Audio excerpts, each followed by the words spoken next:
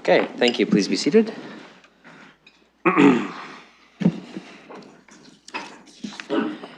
Well, even though it's December, this is the first meeting of Municipal Council for the next year. I'm going to start with the land acknowledgement. We acknowledge that we are gathered today on the traditional lands of the Anishinaabe, Haudenosaunee, Lenape-Pewak, and Attawandaron peoples. We honor and respect the history, languages, and culture of the diverse Indigenous people who call this territory home.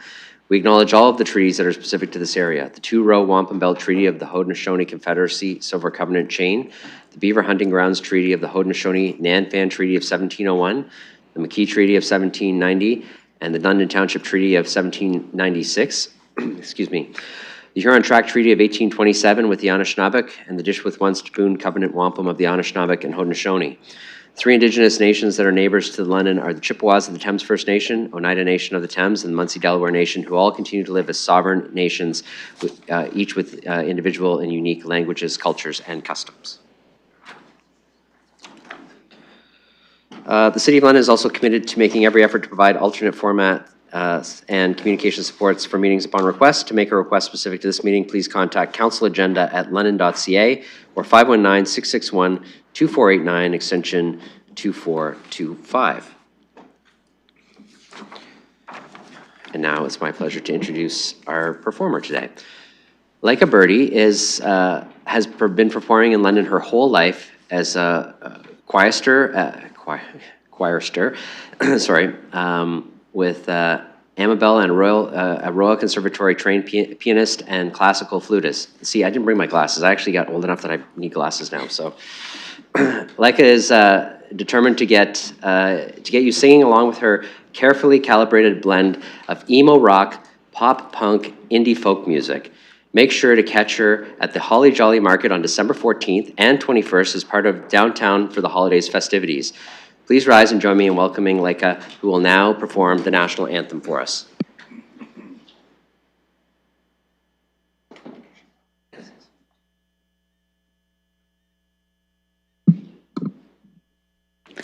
Oh, Canada, our home and native land, true patriot love in all of us command. With glowing hearts we see thee rise, the true north strong and free. From far and wide, O Canada, we stand on guard for thee. God keep our land glorious and free. O Canada, we stand on guard for thee. O Canada, we stand on guard for thee.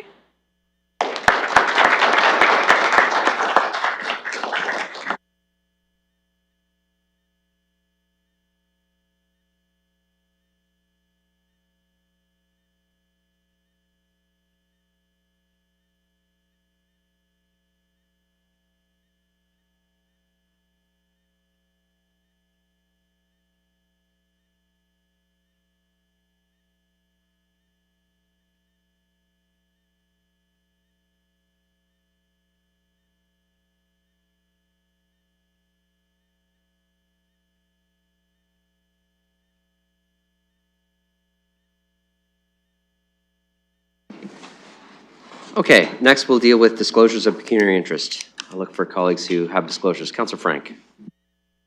Thank you. Yes, I will be declaring a conflict of interest on item, just need to find the number, 63 Byron Ave on the planning agenda, which is number 6 or 3.2, due to being living within the notice period area. Okay, perfect. Anyone else?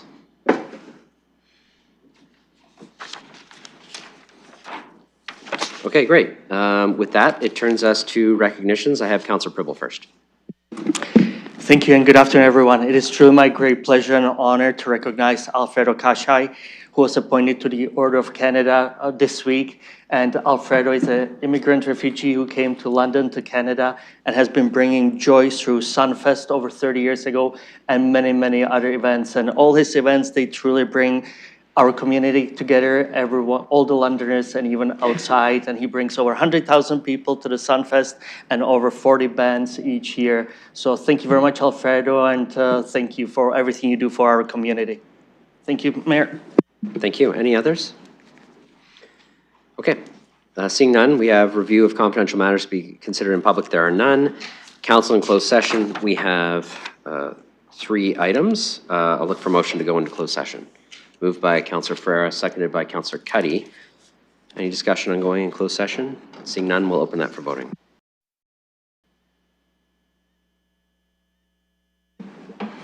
Costa votes yes.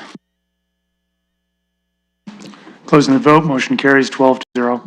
Okay, great. We'll be moving to Committee Room 5. For the public in-camera session, we should be back pretty soon.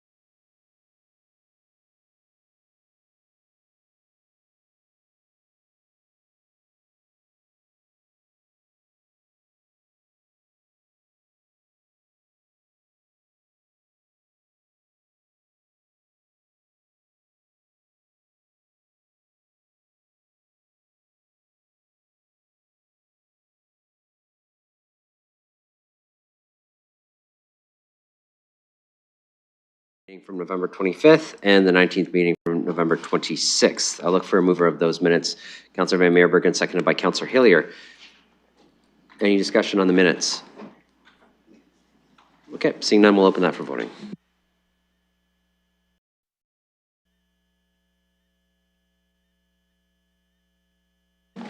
Tressa votes yes. Closing the vote, motion carries 12-0. All right, next we have communications and petitions. Each of these has a different point in the agenda that they can be referred to. We have a motion prepared for that. I'll look if there's someone willing to move all of that. Councillor Hillier, seconded by Councillor Ferreira. Any discussion on moving these items to different parts of the agenda? Seeing none, we'll open that for voting.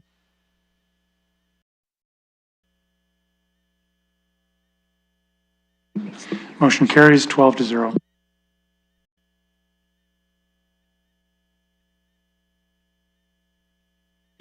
Okay, next we have motions to which notice is given. There's one that's from Councillor Frank, who will need to ask for leave, and because it's on the notice of motions, it's simple majority for leave. So I'll go to Councillor Frank for moving leave. Thank you. I'd like to move that leave. Do you need any other information? No, I just need a seconder for moving that. Councillor Ferreira is willing to second. Okay, so this is just for leave to allow Councillor Frank to introduce the motion as she's put it in her communication. Okay, and there's no discussion on that, so we're just going to open that for voting.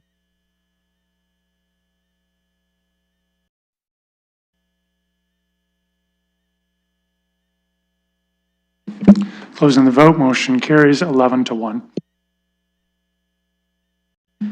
Okay, Councillor Frank, you have leave, so now you can introduce the motion. I'll say because you put it in the communication, it has to be exactly as you've put in the communication. So if there's any changes to it, it'll have to be amended, but you can put it on the floor as it was written.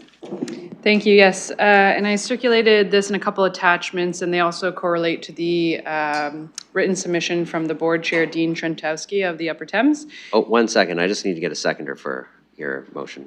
Councillor Ferreira is willing to second. Okay, now you can continue on. Thank you. And so this is in regards to the proposed amalgamation of conservation authorities across Ontario.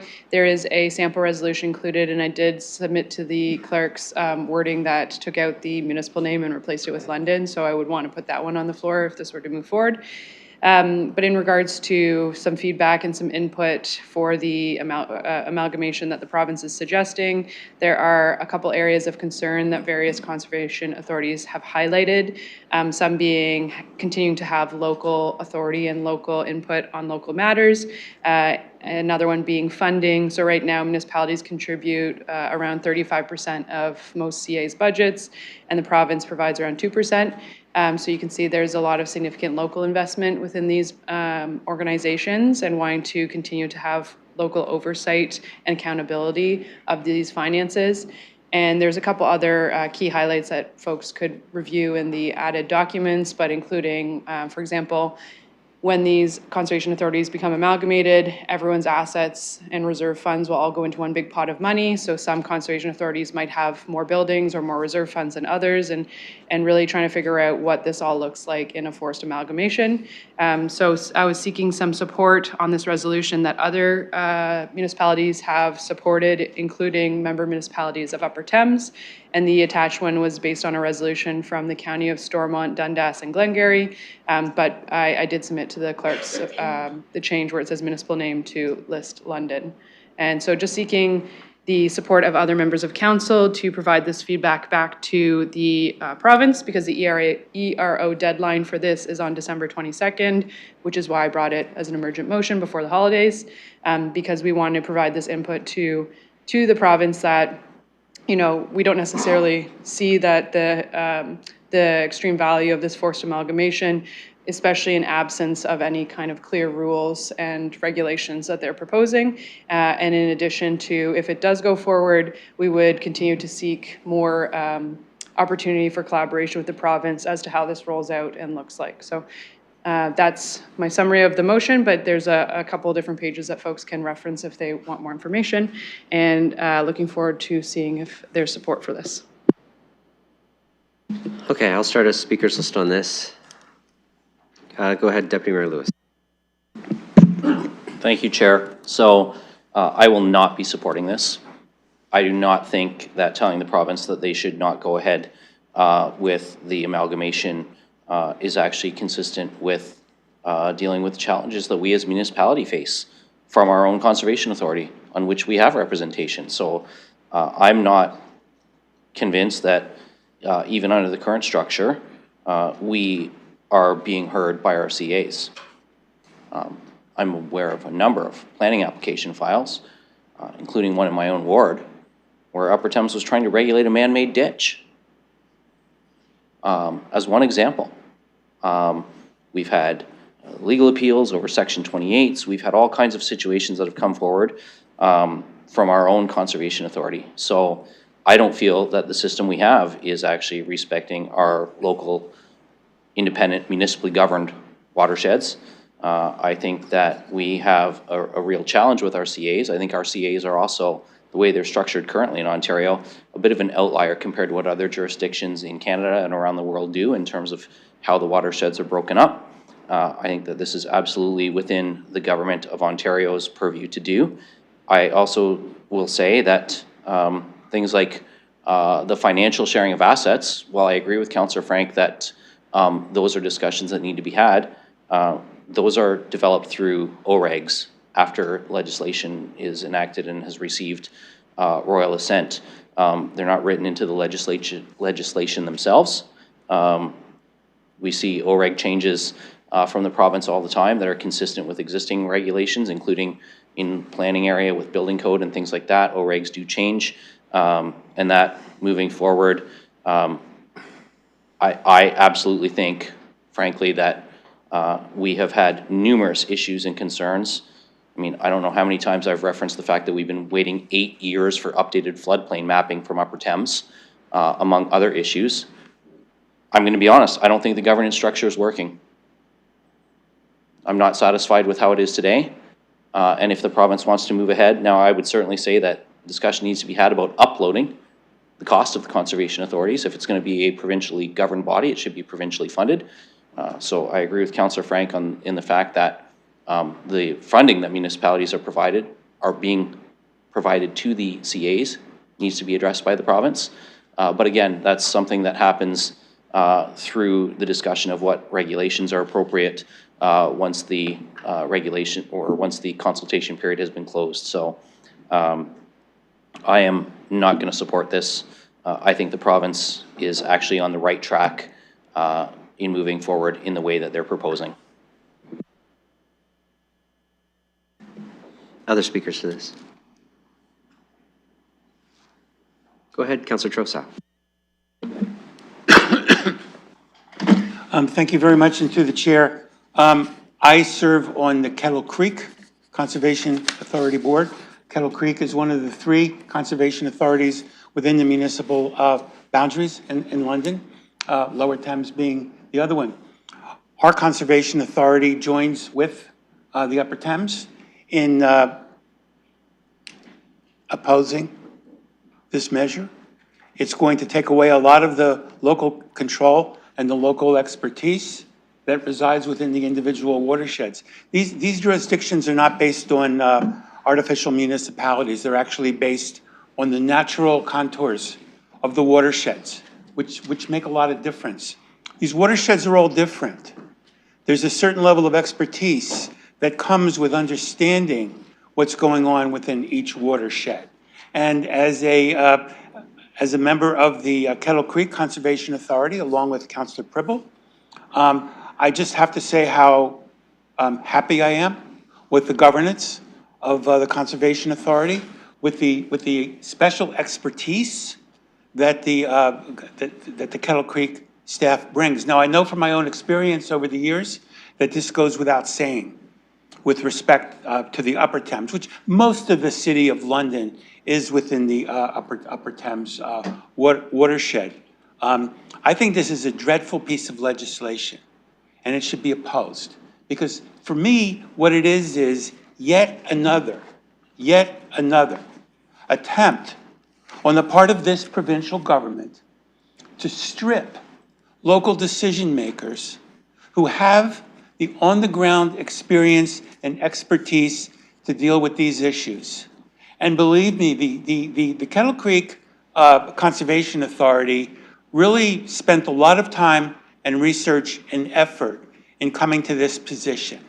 So I'm not just speaking for, my comments were my own, but the result here is I feel as if I'm also speaking for the Conservation Authority. So please do support this motion. The only thing I would request is that the words Lower Thames Conservation Authority and Kettle Creek Conservation Authority be added to the motion to reflect that we actually have 3 conservation authorities in London, and the clerk can put that in an appropriate place. I don't think that's substantive. But this is not the time to be stripping powers away from the conservation authorities, who often act in a very, well, I'll leave it at that. I won't start to talk about issues that we've had here in London, because I think that goes beyond the resolution. Thank you very much. I just need 1 second.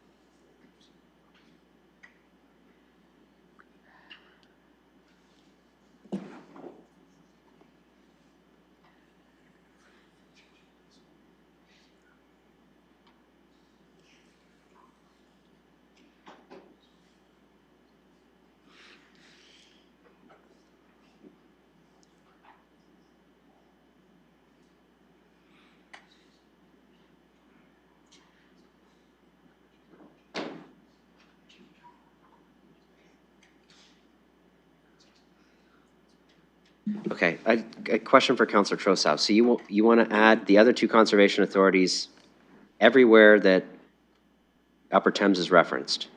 Because some of these are referenced with specific things like initially formed in 1947. Like there's some details attached to it. I'm not sure it's as simple as just adding in the other pieces. No, it doesn't have to be each time, just so somewhere in the body of the resolution it's acknowledged that these 2 conservation authorities are within the municipal limits of the City of London. Could be just the first time it's mentioned. Okay, so I think the only spot that we would add it is, and whereas the Corporation of the City of London established the Upper Thames Conservation Authority initially formed in 1947, and I think we could list the other CAs there and then just leave the rest of it. I just don't know when they were formed. Anyways, it's not as simple as you're asking for, Councillor. So I could ask for consensus, but I don't know what I'm asking for consensus on. So I think if you want to do that, you just got to make an amendment and add it in where you want it. Okay, so I'll move that after it mentions the Upper Thames established in 1947, it could also say, semicolon, the City of London also contains the Kettle Creek Conservation Authority and the Lower Thames Conservation Authority. Yeah. Yeah, okay, so is there a seconder for that? Councillor Rahman seconds, okay. So we'll get that wording in place. This is just the amendment, adding those pieces. It's going to say,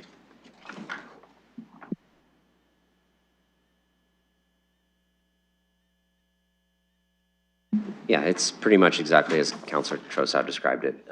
It's going to have another piece there after that first and the whereas clause to include the other 2 conservation authorities. Is there any discussion on that? Just on the amendment? Okay, seeing none, we'll open that for voting.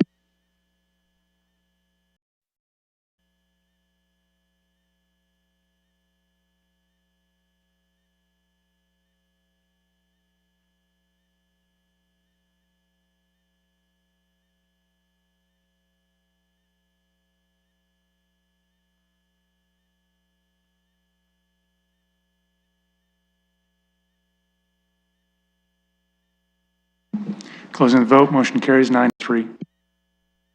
Okay, so as amended, same mover and seconder. I'll look for speakers. Go ahead, Councillor Rahman. Thank you, and through you. So my read on the legislation is basically that they're talking about making conservation authorities bigger, but they would still have the same authority, but just a larger mandate by which to do that within the context of a larger conservation authority. So for us as a community, what's the benefit to the amalgamation, I guess is my question. Not expecting anybody to answer it, because I understand this is proposed by the province. But the way that I see it is that maybe they imagine that there are efficiencies to be found by putting conservation authorities together. My concern would be, though, as we discussed already, is there's a lot of work on the plates of these conservation authorities, especially Upper Thames. And so amalgamation doesn't, in a way, help us to address the workload or the issues. It actually just puts in a layer of complexity to now deal with, hey, now you're all one big group, figure it out. So I understand why the province is looking for efficiencies, and I generally appreciate it when different levels of government look for those. But in this case, I have some concerns that this may be too big to manage. And at this point, I would support the motion on the floor. Thank you. Other speakers? Go ahead, Councillor Pribble. Thank you, and I will not be supporting what's in front of us. And in addition to what Deputy Mayor Lewis said, I just want to add, it's not just the delay of the updated mapping. Right now, there are quite a few residents in my ward that have been very negatively affected by it, even though it has been proposed yet. It was delayed from yesterday to next month. But one of the things, for example, is what I found out that different conservation areas throughout Ontario are using different models, and potentially this could be a way to more standardize it. But at this moment, I'm not ready to support this based on the facts stated by Deputy Mayor Lewis and myself in the addition. Thank you. Councillor Lehman. Thank you, Chair. I'm not going to repeat a lot of what Deputy Mayor Lewis said, but I just want to confirm that from my perspective as Chair of Planning. There's been a lot of frustration experienced with Upper Thames from the micro one-offs that he mentioned, but also I want to emphasize the floodplain mapping. For years, we've been promised that we would see this project completed. It's delayed year after year after year. And what I heard was essentially it looks like it comes down to lack of resources. So for sure, I think where the province is moving is to address efficiencies that Councillor Rahman referred to, but I also think it's the sharing of resources. We have a larger organization like Upper Thames, but there's also these smaller conservation authorities that I don't think have the resources. And in the case of Upper Thames, obviously not either. We would have had that flood mapping sooner. Conservation authorities play a very important role in protecting our watershed. I just don't believe that this particular organization structure is serving us well.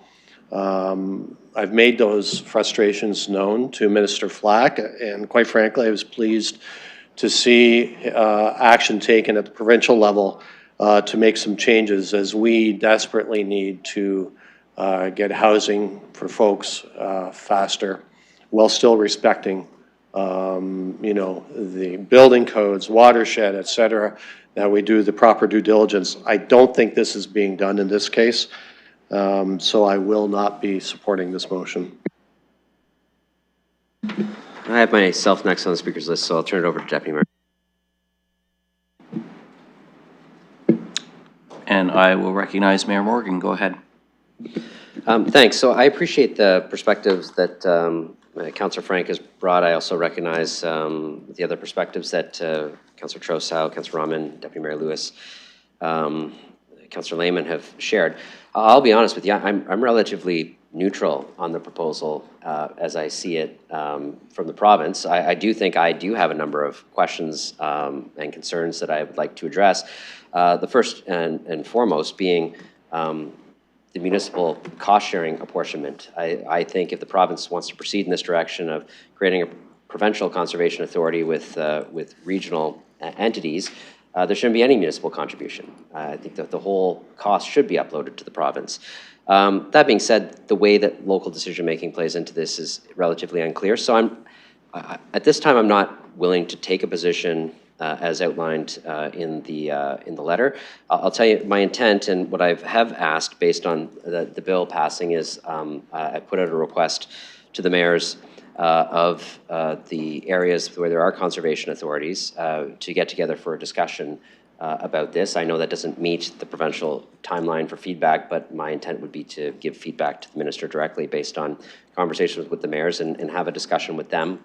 Certainly happy to let council knows how that discussion goes, but my desire is to have a conversation with those other municipalities and the leadership there before taking a position. So not willing to support Councillor Frank's motion today. I think there are a number of things that need to be addressed as the legislation comes out, and certainly committed to having conversations about that moving forward. And again, although there's a deadline for consultation on the bill, I still think that there's the ability to influence what's going to happen beyond that and through regulations and different pieces that are of interest to not just this municipality, but the many others who are tied in to the way that the Conservation Authority is currently structured. So I'm not going to support the motion today, but I don't think this is the end of the conversation if that happens. I think there's lots of conversations that can continue to happen on this. Thank you. Point of order, Councillor Trussow. Yes, and I'm making this as a point of order because I've already spoken. The motion says include Lower Creek Conservation Authority.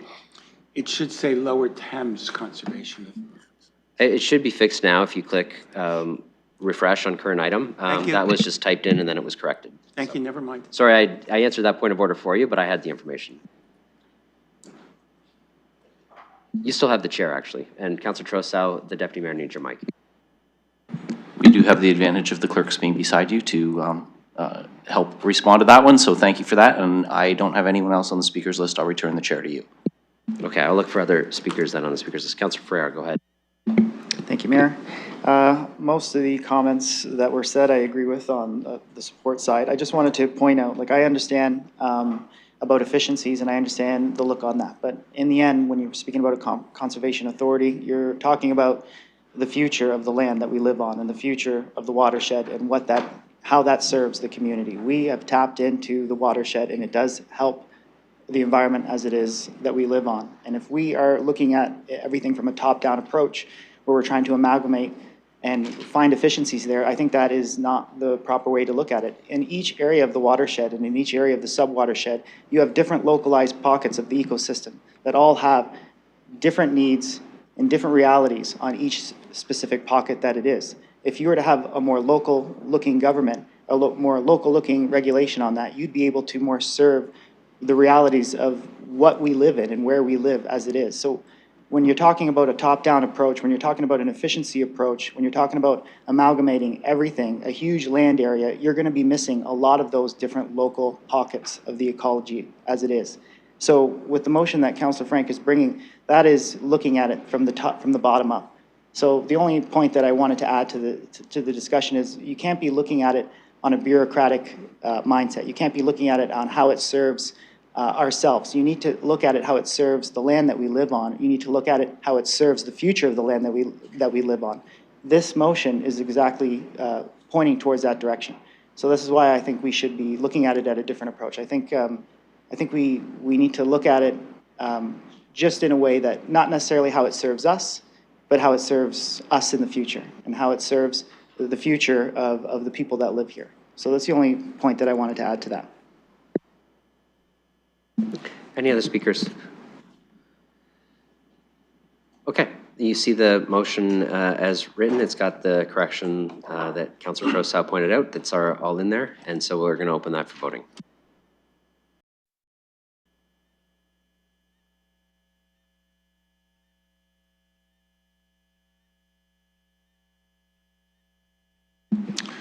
Closing the vote, motion fails 4-8.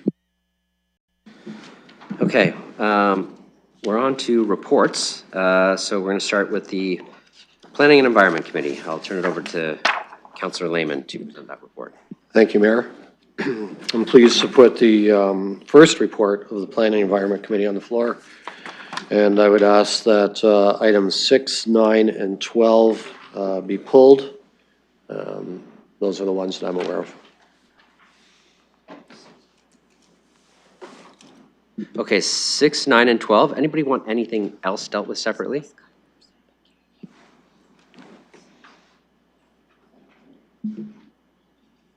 Okay, go ahead, Chair. Okay, then I'd be happy to move 1, 2, 3, 4, 5, 7, 8, 10, and 11. Okay, the Chair's put those on the floor. Any discussion on those? Go ahead, Councillor Stevenson. Thank you. I just wanted to quickly say thank you to the Deputy Mayor and to the Planning Committee for support of the 455 Highbury Avenue North project. It's greatly appreciated, and I'm looking forward to seeing what comes next. Any other speakers to this group of items? Okay, seeing none, then we'll open that for voting.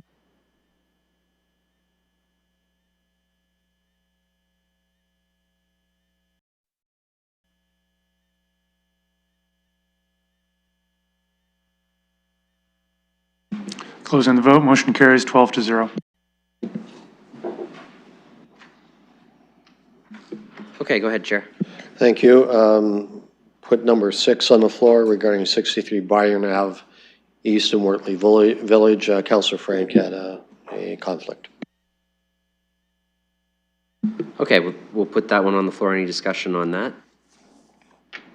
Okay, seeing none, we'll open that for voting.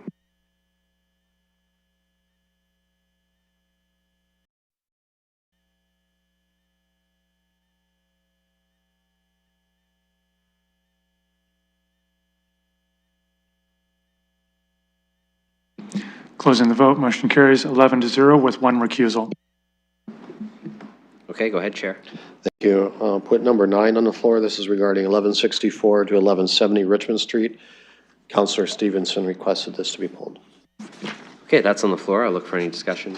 Go ahead, Councillor Stevenson. Thank you. Yes, I did. I pulled this so that I could be consistent with my vote at planning. I voted no to this refusal. And I did just have a question through you to staff. Is there a scenario under which we would have received a recommendation of this project, but at the 15 stories? Or is it just simply a yes or no to the project? I'm just wondering, as I'm learning more about this, knowing that it is approved up to 15 and this was an extension to 21, is there a scenario under which staff would have recommended an approval up to an amount less than what the proponent put forward? Go ahead. Thank you, through your worship. Yes, that's correct. However, there would be an amendment through the zoning process if all the policy regulation, policy framework were in conformity. Go ahead, Councillor. So just so I understand, so if the policy framework was in alignment, then staff would have said yes to 15? Go ahead. Through your worship, yes, that's correct. The 15 stories was within the policy framework, and so staff would have supported that, and that was also in the path to approval that staff had identified in the planning report. Go ahead, Councillor. Thank you. Yeah, this one's, I spoke on it at planning, but this is on Richmond Street. It's a main transit route, regardless of what we call it. At one point, it was approved to 21 or 25 stories. And I know, we had delegations at the PPM who spoke thankfully for that, and then there was an amendment that came subsequent where we dropped it down. So that in that stretch, it's been changing, and in a housing crisis and in a time when we're looking for development charges and increased property tax revenue on a main artery, I just would have liked to have seen us willing to make a different decision on this one. And if it were to go to an appeal, I just wondered too how it would be impacted based on whether we had approved it to 15 stories. So maybe a question through you to staff. If council were to vote no to this right now, would we be able to move the 15 stories here at council? I know it's not likely to happen. I'm just saying theoretically, is that possible? So I might be able to answer that. We don't have a bylaw prepared for 15 stories, but I'll go to our staff. So doing something at this council, I don't think would be possible, but I'll just double check with staff. Yes, thank you. Through you, Worship. We would need a new application or referral back. Then we would give more notice and review that based on the 15 stories. So there's no path for approval of a different scenario today. I get that. It's a long shot, but I'm going to put forward a referral to the next planning and just see if I have a seconder.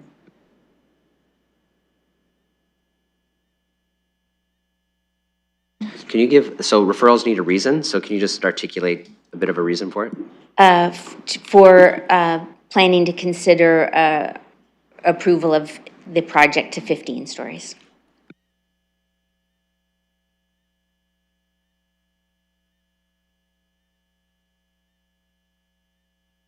Okay, is there a seconder for that? Councillor Pribble. Okay, so you can speak on the referral if you want, Councillor. Yeah, thank you. I think I pretty much said it already. I'm not going to talk too long, but it's an opportunity for us to look at ways of being able to approve this project to at least the 15 stories that is allowed through through our current planning policy.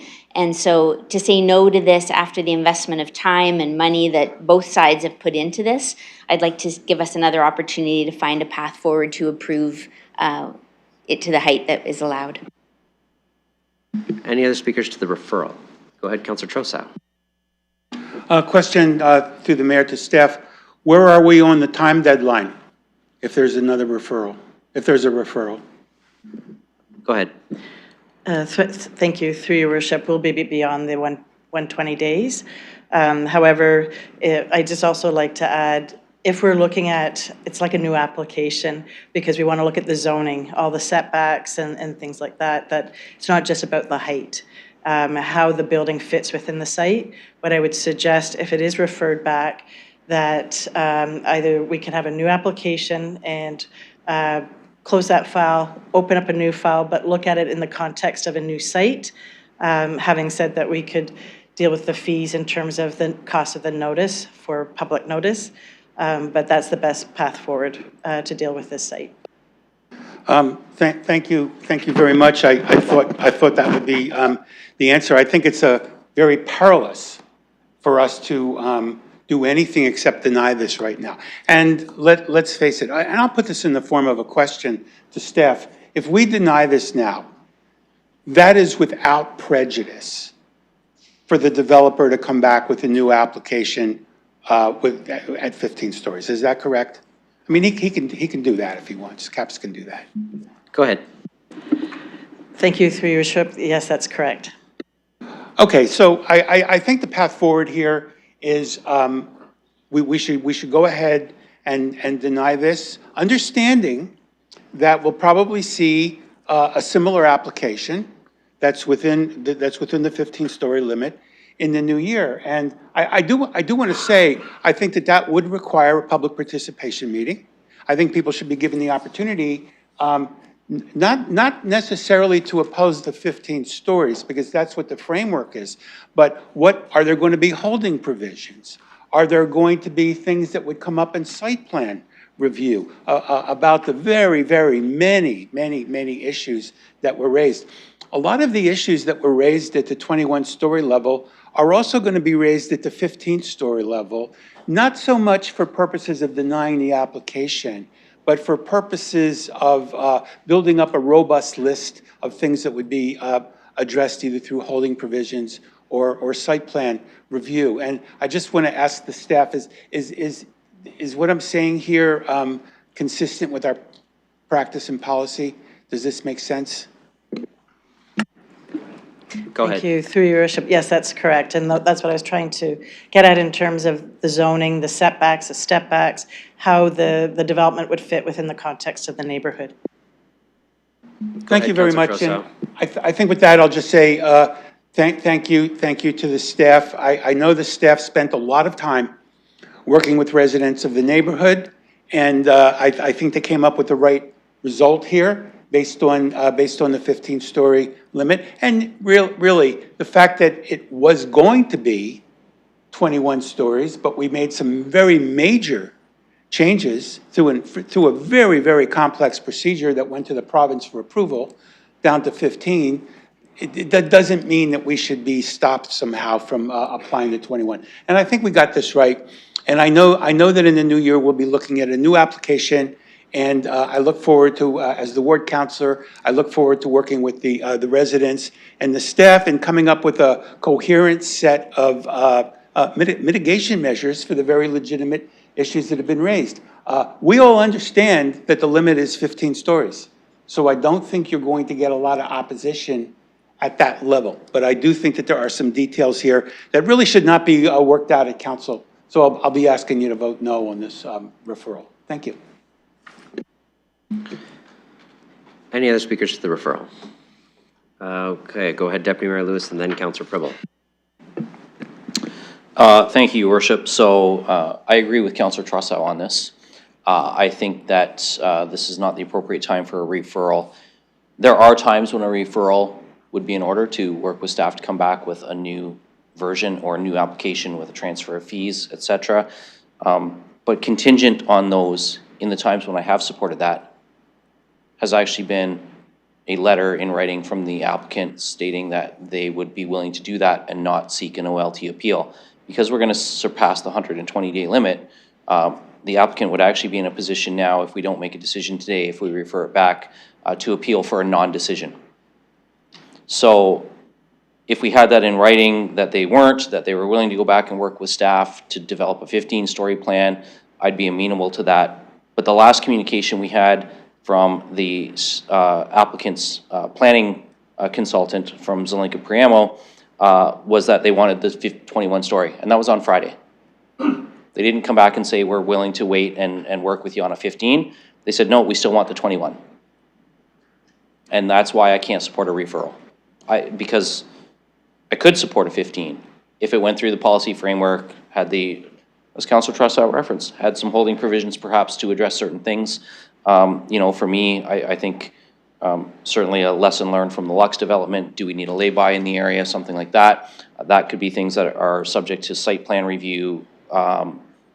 Those conditions need to be in there. And my problem with the referral today to come back with a 15 is that, or to work with staff to hopefully come back with a 15, is we have no assurance that we're not going to be in an appeal for a non-decision in that period. So for that reason, I can't support the referral. I will say, and I know the applicants in the gallery, I am very happy to entertain an application for 15. I think that there is a path to approval, as was identified in the staff report.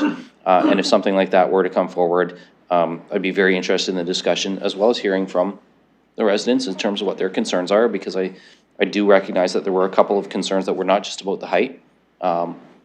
And some of those might be addressed and some might not. But I'd be willing to have that discussion on a 15-story application. It's just that the referral process without written confirmation that there wasn't going to be an appeal for non-decision is something I can't support. Councillor Pribble. Thank you, through your worship, to the staff. I just wanted to actually, if the deputy mayor was accurate, he already answered my question, but I just want his comments in terms of the OLT timeline and non-decision. Can you please just respond if his statement was accurate? Go ahead. Thank you, through your worship. Yes, that's correct. Thank you. No more questions. Any other speakers to the referral? Okay, we're voting on the referral. We'll open that for voting.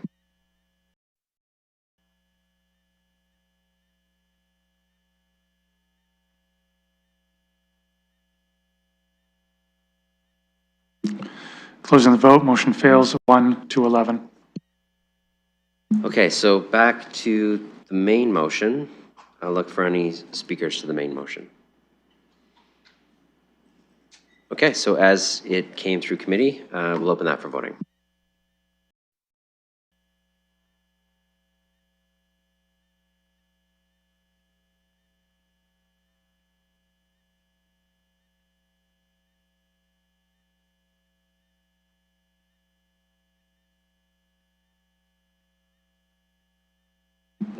Closing the vote, motion carries 10-2.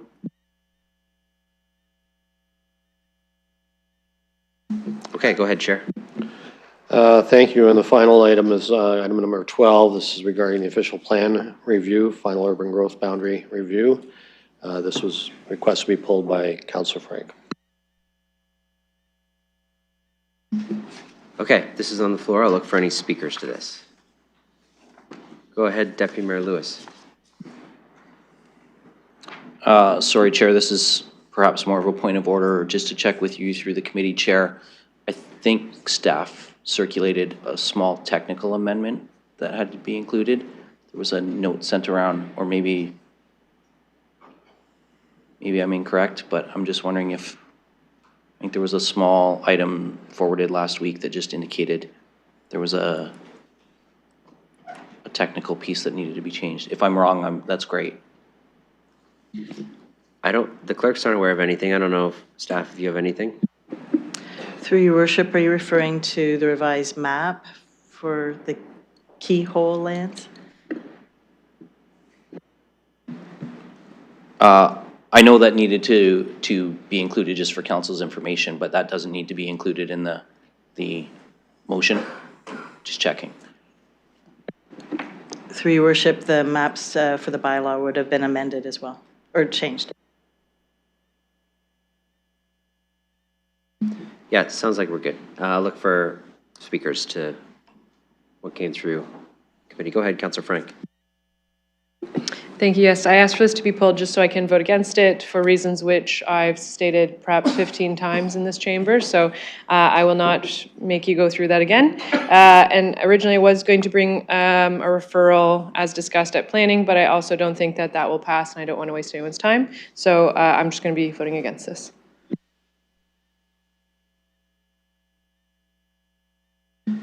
Any other speakers? Go ahead, Councillor Trossau. Yes, thank you. Thank you very much through the mayor. I'm also going to be voting against this, but I don't want to speak to the merits. I want to make a request that we go into closed session. So I will move that we go into closed session. I did send the city solicitor a list of the questions. And so I would move that we go into closed session to receive advice regarding the duty to consult. Including background information about the duty to consult, how this duty differs from the notice provisions of the Planning Act, whether the duty attaches to this matter currently before council, and what the implications of council proceeding. That's not the wording that like we have to go into camera for specific wording under the Act. It usually doesn't include a whole big preamble of things that you may or may not ask in camera. Fair enough. So the wording that we would use would be, council convenes in closed session for the purpose of considering the following: a matter that is subject to solicitor-client privilege, including communications necessary for that purpose with respect to the City of London's consultation with neighboring Indigenous nations regarding the urban growth boundary. So moved. Okay, seconder for that. Go ahead. Okay, Councillor Ferreira seconds it. All right. I don't know if anybody needs to debate going into closed session. I'm not sure. I'm going to say, no, no one has their hand up, so we're just going to vote. Oh, then I got to look to see if we can debate it. Give me a minute.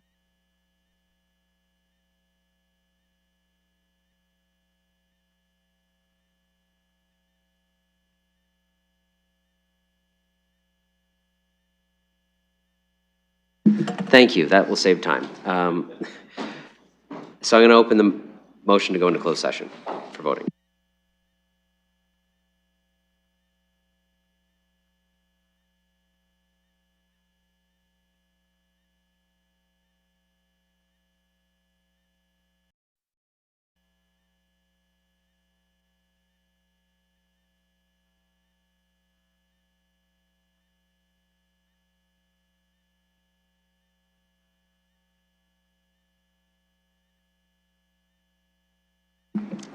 Closing the vote, motion fails 5-7.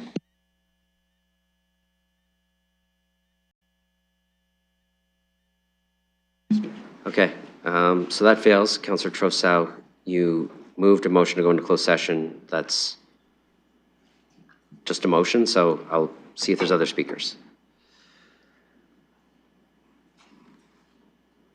Okay, I see no other speakers, so we're going to open the motion as it came through. Go ahead, Councillor Ferreira. Thanks, Chair. I'll be really quick.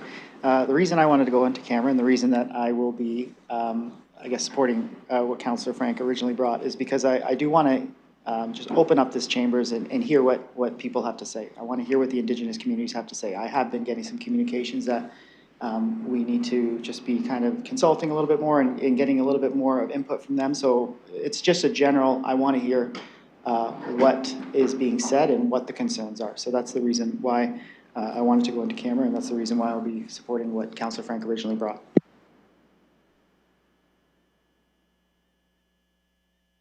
So we already voted on the going into closed session thing. So we're debating the main motion as it came through committee now. So I think, yeah, we're good. I was just trying not to waste the time. That's what I was just saying. The reason why, that's what I was going to say when I took back my comment. Okay, so, okay, thank you. Any other speakers to the main motion? Okay, Councillor Trossau, you can speak to the main motion because all you did was rise and move a motion. So I'll let you speak to it. Well, I'm going to be, through the mayor, I'm going to be voting against this motion. We received a letter asking us to do further consultation. We're just going to say no to that. And I think that flies in the face of a lot of the policies that this council has said that it's taking with respect to reconciliation and the duty to consult. Now, I thought it was a very reasonable thing for me to do, to ask to go into closed session, to get more information about the duty to consult, because quite frankly, I think we're heading into some uncharted and potentially perilous territory here. And I know people on this council don't want to hear what my opinion is about legal matters, but I can assure you, I've studied this. And the duty to consult is very different than the notice and opportunity to be heard provisions of the Planning Act. I think we're making a big mistake.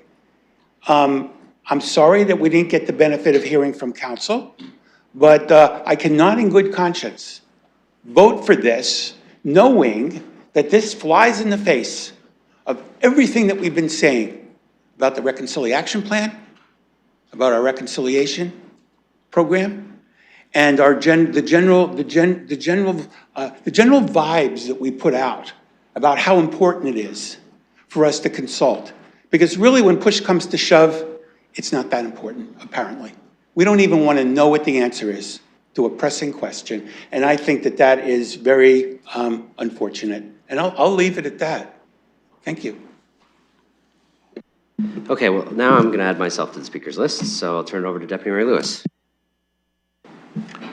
Go ahead, Mayor Morgan.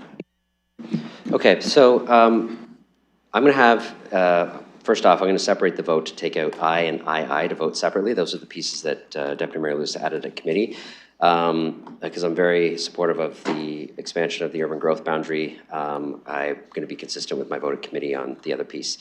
I want to say, though, given the comments that were just made, is I said this at committee, so I'll say it again. I had a conversation with the chief, who was in Ottawa for national meetings, about his concerns in the letter. The chief and I, as you'd seen from the correspondence, had a back and forth dialogue about this.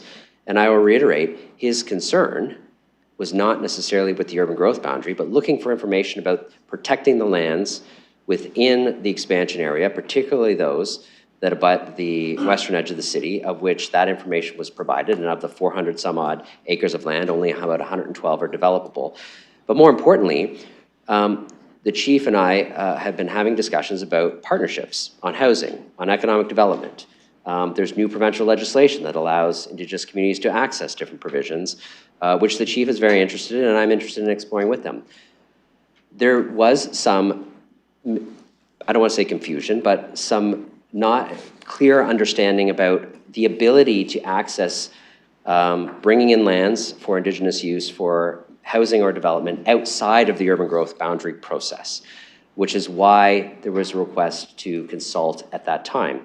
I have spoken to our staff, and Mr. Mathers was very clear at the meeting that nothing we pass today precludes Chippewas of the Thames or other local Indigenous communities from engaging with us about bringing other lands into the urban growth boundary for Indigenous purposes or use. In fact, Mr. Mathers said, as we have to apply and create a private application process, he will be creating a specific process for Indigenous communities to access so that they have a clear and dedicated pathway into having those discussions nation to nation, community to community. And so I have communicated that with the chief, and he's very interested in pursuing those discussions, which we will continue to pursue. So I'm happy with the consultation that staff have done. I'm satisfied with the clarifications that I have been able to provide with the chief, and I look very forward to continuing our collaborative discussions about ways that we can partner as municipalities and as different entities and governments in this region for the collective good of all of the people of the region, including both housing and economic development partnerships.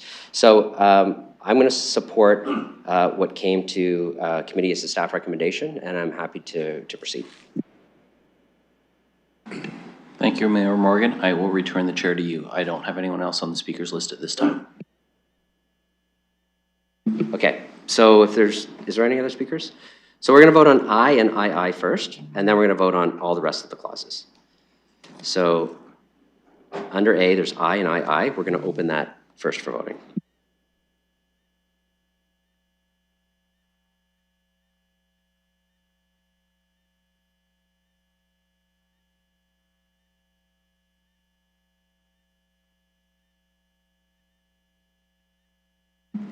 Closing the vote, motion carries 7-5. And on the balance of the clauses, we'll open that for vote.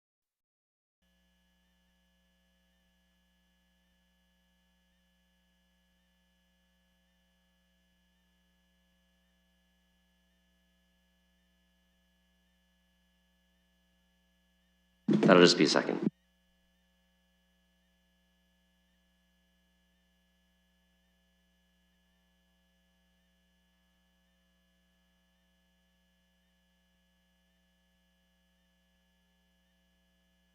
All right, we'll open that for voting now.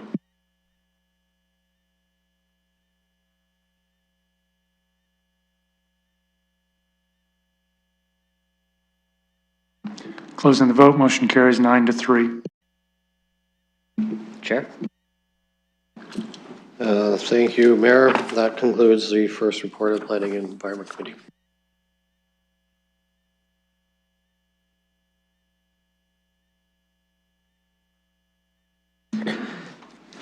Okay, we're now on to SPPC. I'll turn it over to Deputy Mayor Lewis to present that report. Thank you, Chair. I've had a request to pull item 8 for a separate vote. I've had no requests for other items to be pulled from the SPPC. So we'll see if the colleagues want to. Councillor Frank, 5. Oh, the request to explore opportunities for Committee of Adjustment meetings. Okay, so we'll pull 5 and 8. So I will move 1 through 4, 6, and 7. With apologies to Councillor Frank, because she did tell me she was going to make a small change to it, and I left that in my inbox instead of on my iPad. Okay, great. Anybody want, so that's 1 through 4, 6, and 7. Does anybody want any of those dealt with separately? Okay, you're willing to move that motion? Okay, that motion is on the floor, 1 through 4, 6, and 7. Any discussion on those items? Okay, seeing none, we'll open that for voting.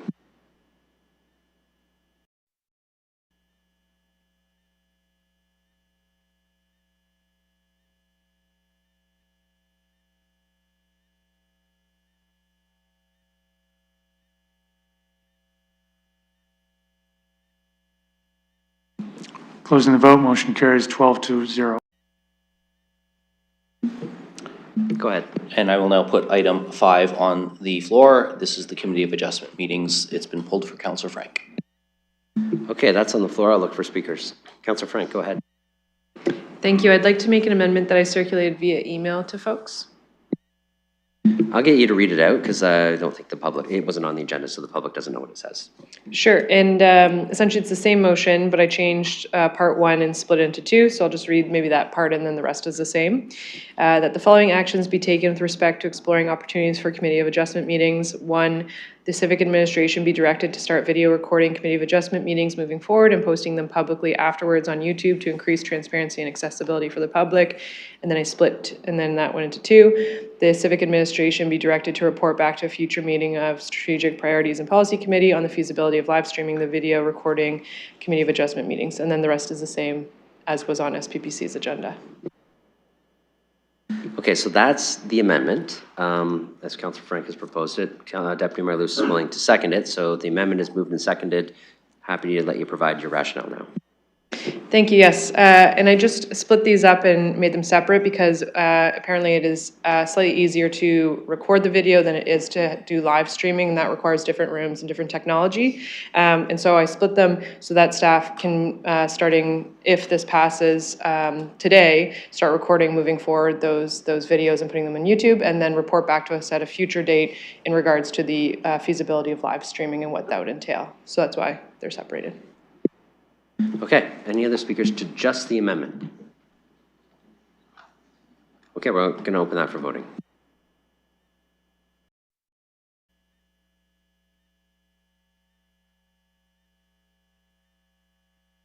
Closing the vote, motion carries 12-0.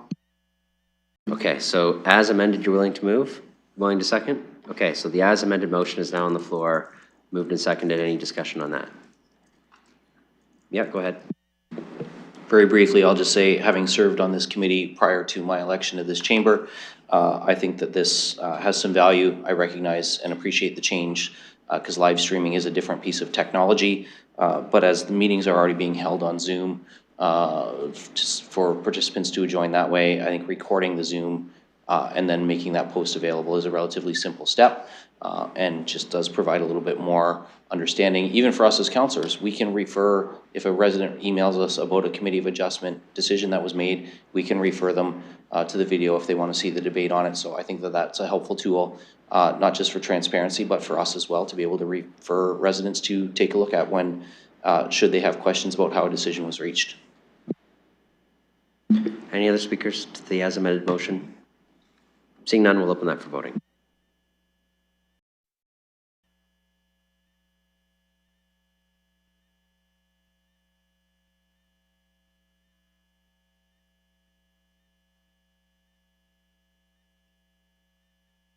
Closing the vote, motion carries 12-0. Okay, back to you, Chair. Yeah, and I will now put item 8, 5.1 from your committee agenda, the request to declare a state of emergency. This was a request by Councillor Stevenson to have this pulled. Okay, that's now separate and on the floor by the chair. Look for any speakers. Go ahead, Councillor Stevenson. Thank you. I pulled this so I could be consistent with committee and vote no. Again, I made lengthy commitments there. I'm not going to repeat them here. Although I believe if we are going to be asking the province to declare a state of emergency, I'm hoping that there'll be more opportunities for council to get involved in this crisis that's currently happening on our streets and in our city, and that we won't just continue with the status quo while we're asking the province to make that kind of a declaration. Okay, any other speakers?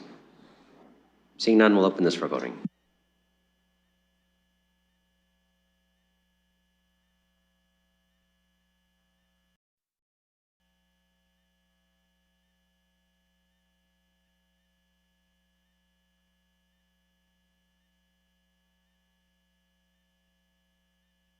Closing the vote, motion carries 10-2. Go ahead. And that, Chair, concludes the first report of the Strategic Priorities and Policy Committee. Okay, next we're on to the first report of the Infrastructure and Corporate Services Committee. So we'll turn it over to the chair to present. Thank you, and through you, I'd like to present the first report of Infrastructure and Corporate Services. I'd like to put items 1 through 15 with the exception of 12 on the floor. All right, would anybody like anything else dealt with separately? So right now, only 12 is separate. Okay, so the chair is willing to put that on the floor. Any discussion on those items? Everything with the exception of 12. Seeing none, we'll open that for voting.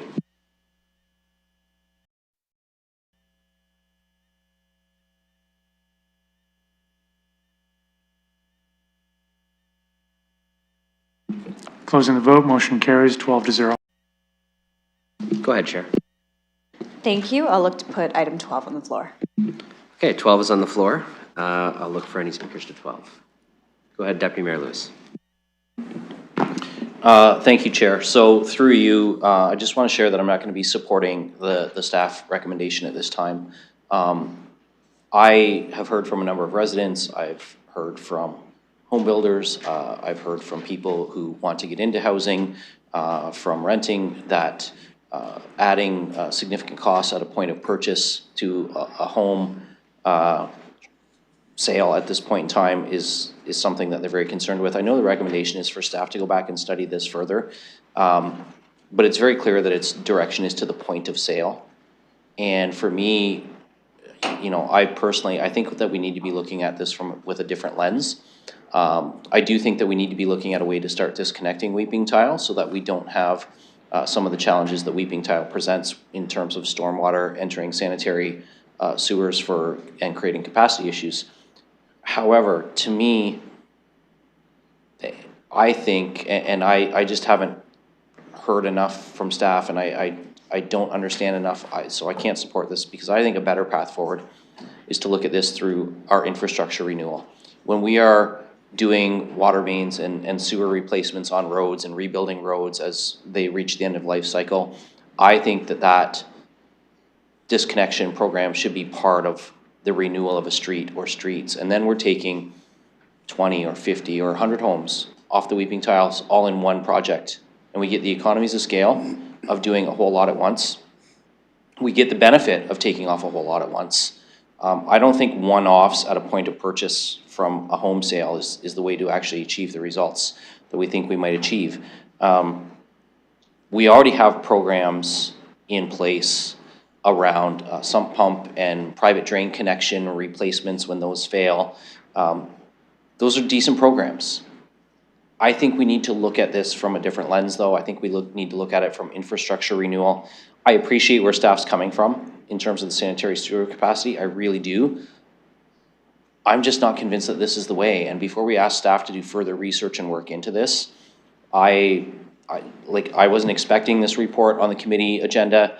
It's a fairly complicated report, and it still doesn't have all of the information that would satisfy me to move forward with doing more work in this, and so that's why I can't support it at this time.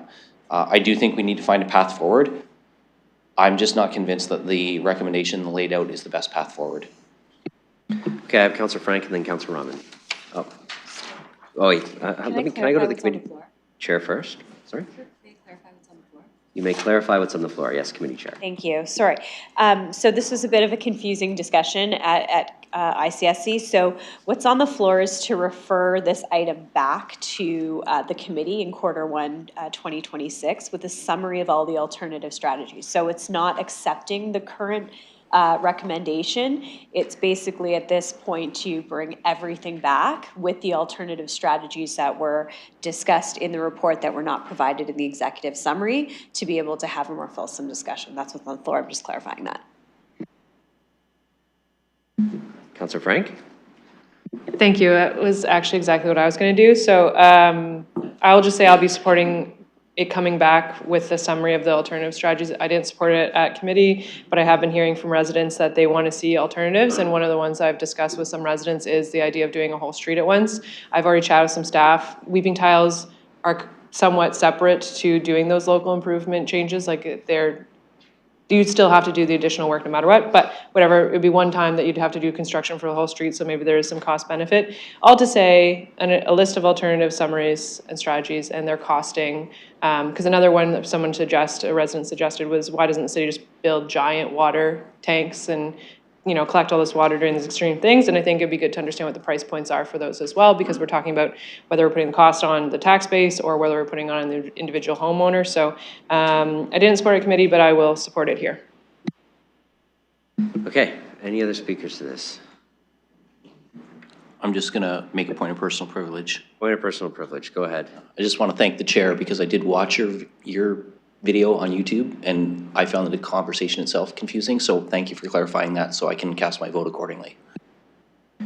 Yes, I think what the committee did was do a bunch of work, add a bunch of amendments, but then refer the whole thing. So if you watched the work, you probably thought that they were doing those things, but they actually ended up putting a package together and then referring it. So I do appreciate the clarification. I always want everybody to be able to vote accurately. Then we avoid reconsideration votes later, which is always nice to do.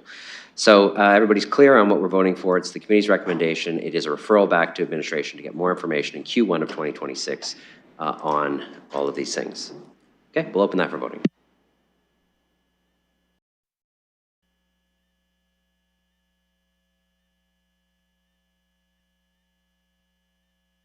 Closing the vote, motion carries 12-0. That concludes my report. Thank you. Great job. We're on to the next committee, which is the Community and Protective Services Committee. And I believe, Councillor Pribble, you're going to present this as the Vice Chair. So go ahead. Thank you, Your Worship. I would like to present the first report of the Community and Protective Service Committee. And currently, I did have a request for points 4, 5, 8, and 9 pulled. So if there are no additional requests, I would like to put on the floor 1, 2, 3, 6, 7, and 10. So these. So you want 4, 5, 8, and 9 dealt with separately? That is correct. Okay. Does anybody want anything else dealt with separately? Okay, so Vice Chair, you're willing to move 1 through 3, 6, 7, and 10? That is correct. Okay, that's on the floor, moved by the Vice Chair. Any discussion on those matters? Okay, seeing none, we'll open that for voting.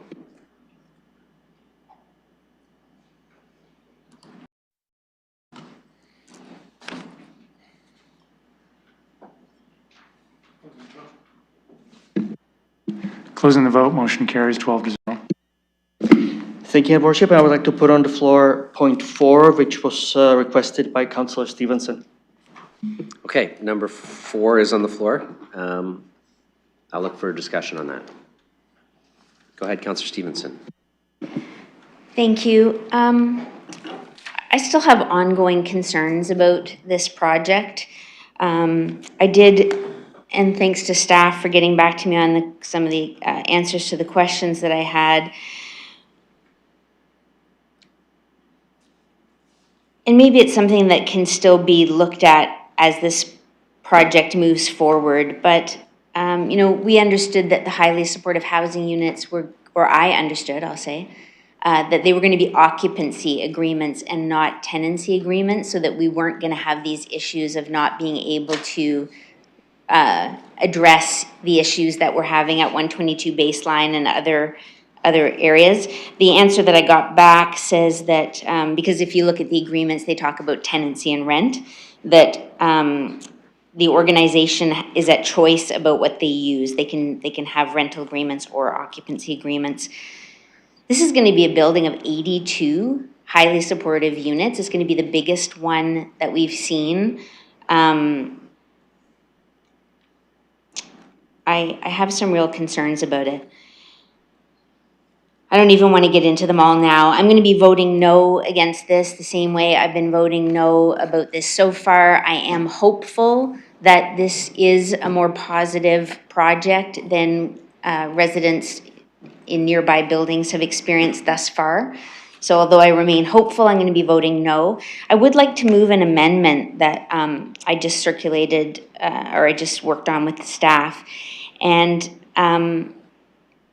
this really comes out of, we just had the Housing Collaborative Initiative report where it said that, you know, one of the things that we were to learn from that was to ask to see the amendments when they come through. And so again, we delegate the authority to make and execute amendments. And so the amendment that I'd like to move is D, the Civic Administration be directed to report back to the Community and Protective Services Committee on amendments executed under delegated authority to the Property Management Agreement. So it's just a simple amendment that puts into practice what was recommended by staff from the Housing Collaborative Initiative, that when there are amendments done, that we just get a report back with a summary of what happened. So I'm hoping there's a seconder amongst council for that. Okay, so you read out the language, that's great. Is there a seconder for that? Okay, I don't see a seconder, Councillor. Okay, thank you, and that's fine. It's just that, I don't know, I mean, the issues that we're seeing happen are happening in amendments that happen after council approves something. So I was hoping to see different going forward, but I'll be talking to my colleagues and helping them understand why I feel so passionately about this. And hopefully we can see the amendments that are done after we approve something going forward. Other speakers to this one? Okay, we're going to open it for voting.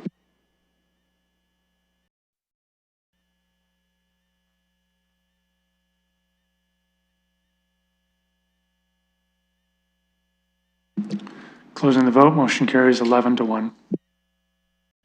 Go ahead, Councillor Pribble. Thank you, Sir, Your Worship. I would like to put on the floor 5, and which was requested to be pulled by Councillor Stevenson. Okay, number 5 is on the floor, pulled by Councillor Stevenson. I'll look for speakers. Go ahead, Councillor Stevenson. Thank you. I'm just looking to pull this. I have an amendment that I will read out. It was distributed to council, but not publicly.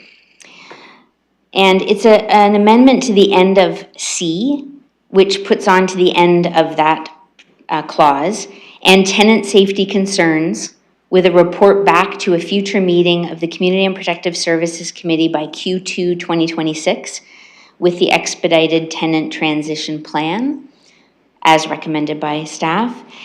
And then in D, that the report back be quarterly in 2026 and annually thereafter, rather than just annually. And that a part DI be added that says the Civic Administration be directed to bring forward a summary report outlining any subsequent amendments, financial implications, or scope changes to the Community and Protective Services Committee. And that's directly the wording that came from that recommendation that I was just speaking about how to it would be in council's best interest to make that request. I believe I have a seconder in Deputy Mayor Lewis. Okay, Deputy Mayor Lewis, you're willing to second? Okay, so we have all that in the system. We're going to get that up for you. I'll start a speakers list on just the amendments. Go ahead. Thanks. I'll just quickly outline. It's really just 3 things. It adds tenant safety concerns to the long-term financial sustainability that staff recommended. It asks for the reports to be quarterly in 2026 and annually thereafter instead of annually right away. And then it just says to get back a summary of any amendments that are made. So I am really looking for council support on this. It's our opportunity to increase the oversight on this and just let the public know that we're just keeping a little bit closer eye on this so that they have the information and we have the information to learn from this and make sure that things go smoothly going forward. Okay, I'll look for speakers on the amendment, further speakers, I should say. Go ahead, Deputy Mayor Lewis. Thank you, Chair. So I seconded this because I think it's important to have the discussion, although I am not necessarily committed to supporting all of these. And I have a couple questions through you for our staff. And it starts with Part C, the expedited tenant transition plan. I recognize that the addition of tenant safety concerns might also include a need from LMCH for capital dollars. Some safety concerns may need to be addressed through capital changes to the physical plant, but at the core of my concern is being on LMCH, knowing full well we have no special priority status under the Residential Tenancies Act or under the Landlord Tenant Board when end notices are served on matters of eviction or that sort of thing for behavior that creates an unsafe environment. I'm wondering if staff can comment on what they perceive as an expedited tenant transition plan when so many things related to tenant placement, once they're in a unit, are related to landlord-tenant board matters. Mr. Mathers, go ahead. Through your worship, so just going back to the original resolution language, so this transition plan, it's not our transition plan, it's a transition plan that LMCH is developing, and we're gonna work very closely with them in trying to develop it and try to provide them as many opportunities to be able to transition people as possible. So as far as the timing, we'll of course do whatever we can to help them meet any kind of timing that's provided by committee and council, and however, we're not actually in control of that process, so we're not at this point even really necessarily aware of exactly what the content will be, whether those are pieces that might even have items that are identifying individuals and things like that. So we'll of course work with LMCH, but at this point, like we will move forward with whatever council directs us to do, but this isn't the city's plan, it's LMCH's plan. Okay, and that's helpful, because I wanted to make sure that staff, if staff had anything they envisioned beyond what LMCH is doing, I needed to know what that was. I have an idea of what the LMCH transition plan is. I think it's a good plan. I still question the use of the word expedited, because I think that there are limited things we can do to expedite, and when we say expedited, and certainly I know Mr. Mathers and Ms. McNeely would appreciate this in the planning division, when we say expedited, the customer expectation might be a little different than the delivery expectation. So I can support the change to C because it adds in the tenant safety concerns, which there are some physical plant changes that may still need to be done. There is progress being made at Baseline. There have been some tenant transitions. There have been some physical changes to the building. More may need to be done. So I'm willing to support that. I do want to ask, through you, your worship, with the plan not even coming back until Q2 of 2026, Clause D adds a quarterly reporting for the first year. So I'm seeking from staff your response to, and I know you'll always say we'll do whatever council asks, but how many reports does this add to your cycle in 2026? And realistically, if we're not getting the expedited transition plan until Q2, are we going to have updates in Q3 and Q4, or realistically, is it likely, given the processes that are involved, going to be Q4 before we have any meaningful movement anyway? Mr. Mathers. Through your worship, so the recommendation was to have a Q4 report. Of course, as mentioned, like we're happy to bring forward whatever council would like. It's unlikely we'll have much to report on in the first quarter, but if you're looking at having a Q2 report that's looking at the transition plan and us bringing that forward, we can provide that information and that update as part of that report as well. So it's just whether you want to have that that Q3 report as well. Would probably be the other opportunity to get some information to be able to provide you. But as far as a Q1 report, it'd be difficult to have that kind of content for you by that time period. Go ahead.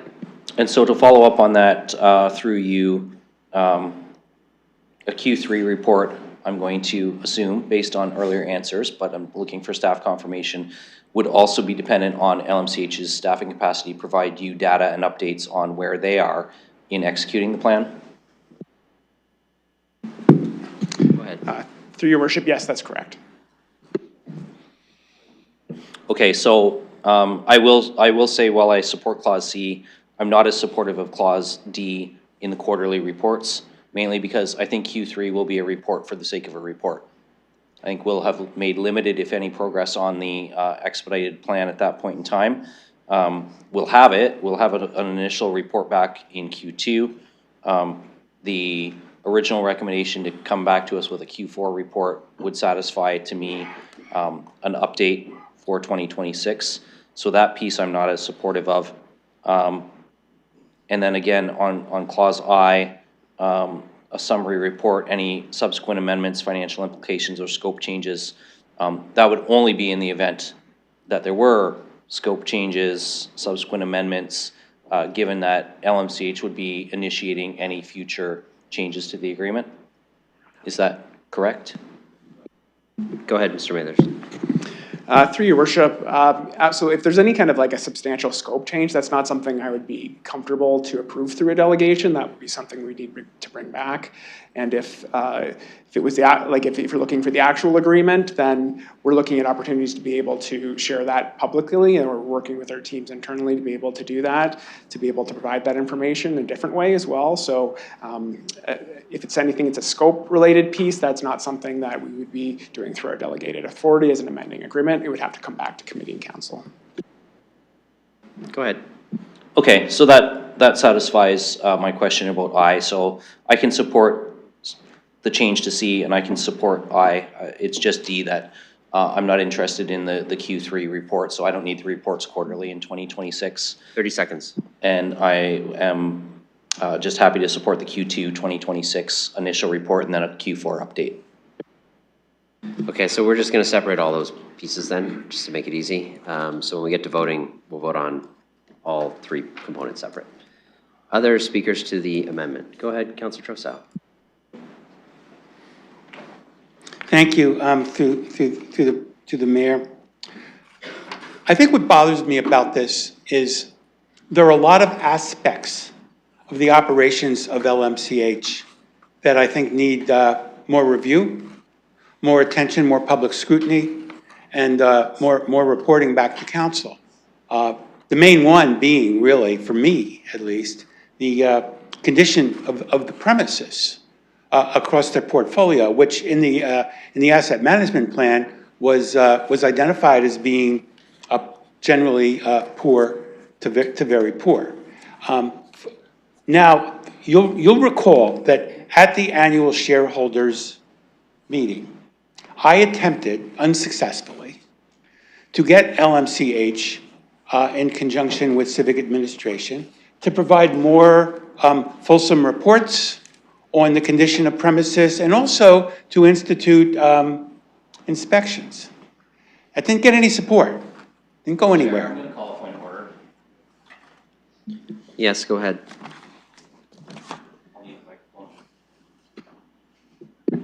Chair, we're straying well beyond the scope of the baseline update and management agreement, by which baseline is not even an LMCH owned property. They manage it on behalf of the city. But we are straying well beyond what is before us today for a committee decision or for a council decision, and we're moving into relitigating past decisions of council, which is not the purpose of this report being before us.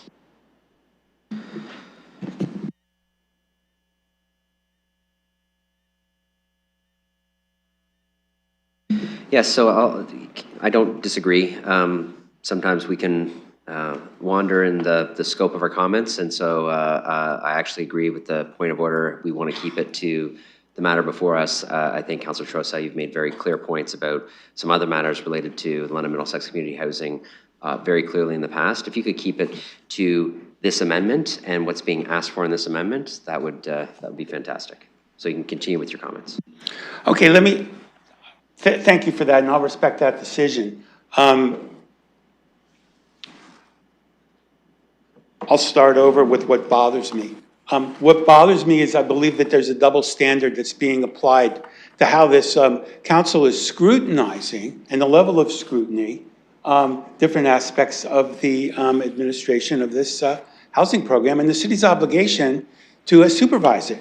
Recall that, and this is relevant to what's on the floor, it's relevant to every aspect of our relationship with LMCH. We hold a contract with them, and we have agreements with them. We don't need to make such requests. We could ask for them at any time. The service manager could be asking for these requests. Am I correct in saying that if the service manager wanted to, the service manager could do this without further direction from council?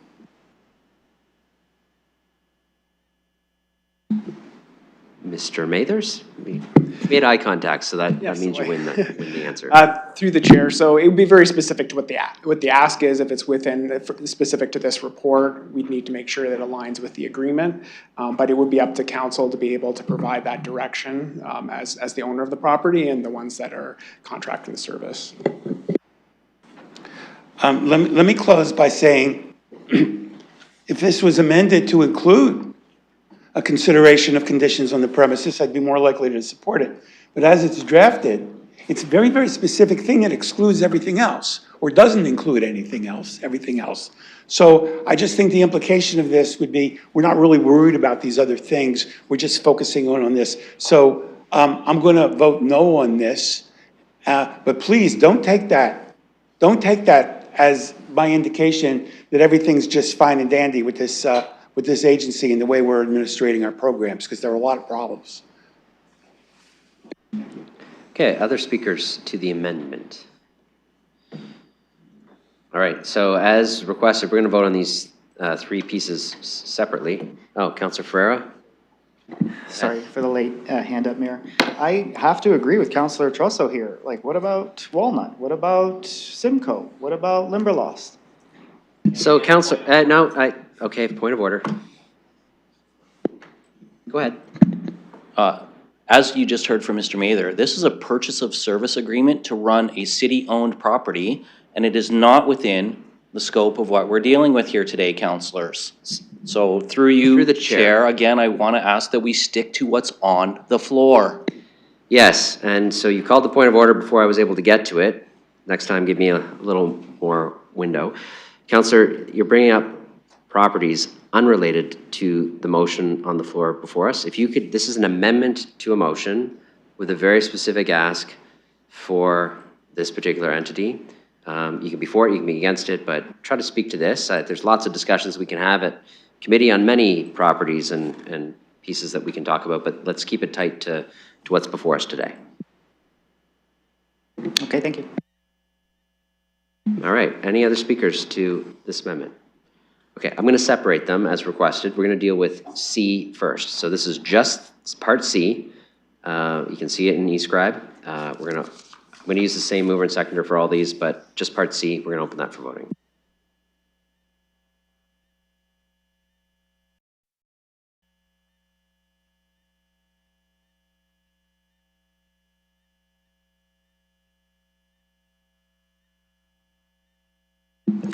Closing the vote, motion carries 9-3.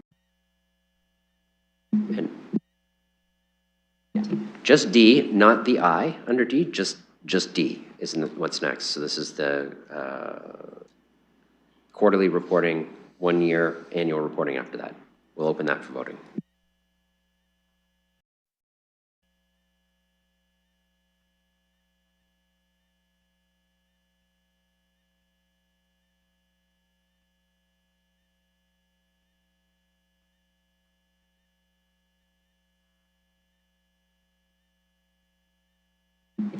Closing the vote, motion fails 2-10. Okay, and not to confuse anybody, but we'll vote on I now, but when we pass this, I will become the new D, because there is no D anymore, because that was just defeated. So we're voting on I, but when you might see language at some point during the meeting that's now D, because we just have to have the items in order. So we'll go with the vote on I, though. I'll open that for voting.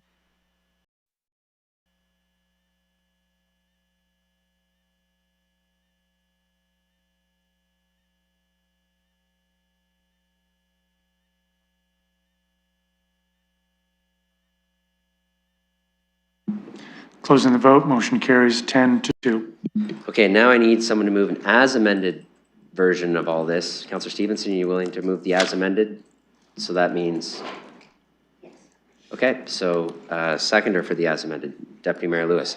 Okay, as amended, so the amendments are in that passed and everything else is there. I'll look for any speakers to the as amended motion now. Okay, seeing none, we'll open that for voting.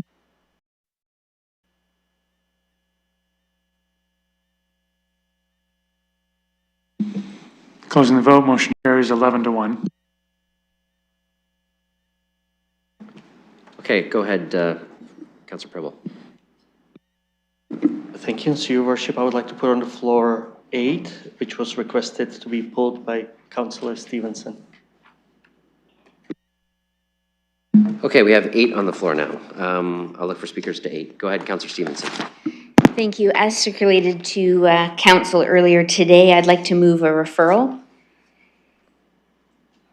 Okay, I would ask that you read the referral out, just because the public hasn't seen it. Okay, so that the Housing Stability Service Procurement Framework be referred to the January 26, 2026 meeting of the Community and Protective Services Committee, and to enable councillors an opportunity to work with staff with respect to potential amendments to include good neighbor agreements in the upcoming contract renewals under delegated authority, it being noted that current contracts do not expire until March 2026, so no contract gap would result from a referral.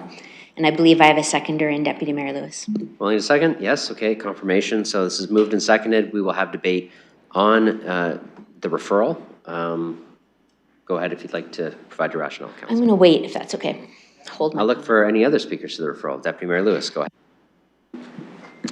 I will just say briefly, Your Worship, I attended a meeting with Councillor Stevenson with some stakeholders from her ward, with some representatives from the city, and I heard really loud and clear that a good neighbor clause is something that they'd like us to really be moving forward with to ensure that particularly, not exclusively, but particularly in areas where we have business districts and residential areas, we are maintaining properties in a reasonable state from the exterior so that it doesn't cause additional neighborhood problems. There are jurisdictions where good neighbor clauses are inserted into contracts. Given the time frame and the fact that we can still have these done and in place, and I want to be clear, I'm going to support the renewal of the service provisions at the end of March, but I think that taking a little bit of time to insert a good neighbor clause to address some of the concerns that we've heard is time well spent in terms of just making these a little bit better for how these happen in our community. Other speakers. Councillor Chosow, go ahead. Thank you, through the mayor. I'm going to try to frame this in a way that I don't get ruled out of order.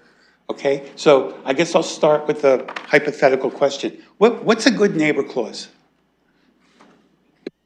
Well, I'm not going to ask anybody to answer a hypothetical question. If you have an actual question, I can ask our staff, or I would argue that as the amendment is drafted, it's vague. I'm not sure what a good neighbor clause is. Does it apply to the condition of the premises? Because if it does, I think that we've got a lot of good neighbor problems. And I've spoken to a lot of people who live in proximity to some of these properties. Their concern about the good neighbor is that these premises are kept in a state of dilapidation. The trash, the vermin, the infestations. Don't say, well, I'm at 345 Warncliffe right now, just to use an example, but I'm not going to go bother the other neighbors.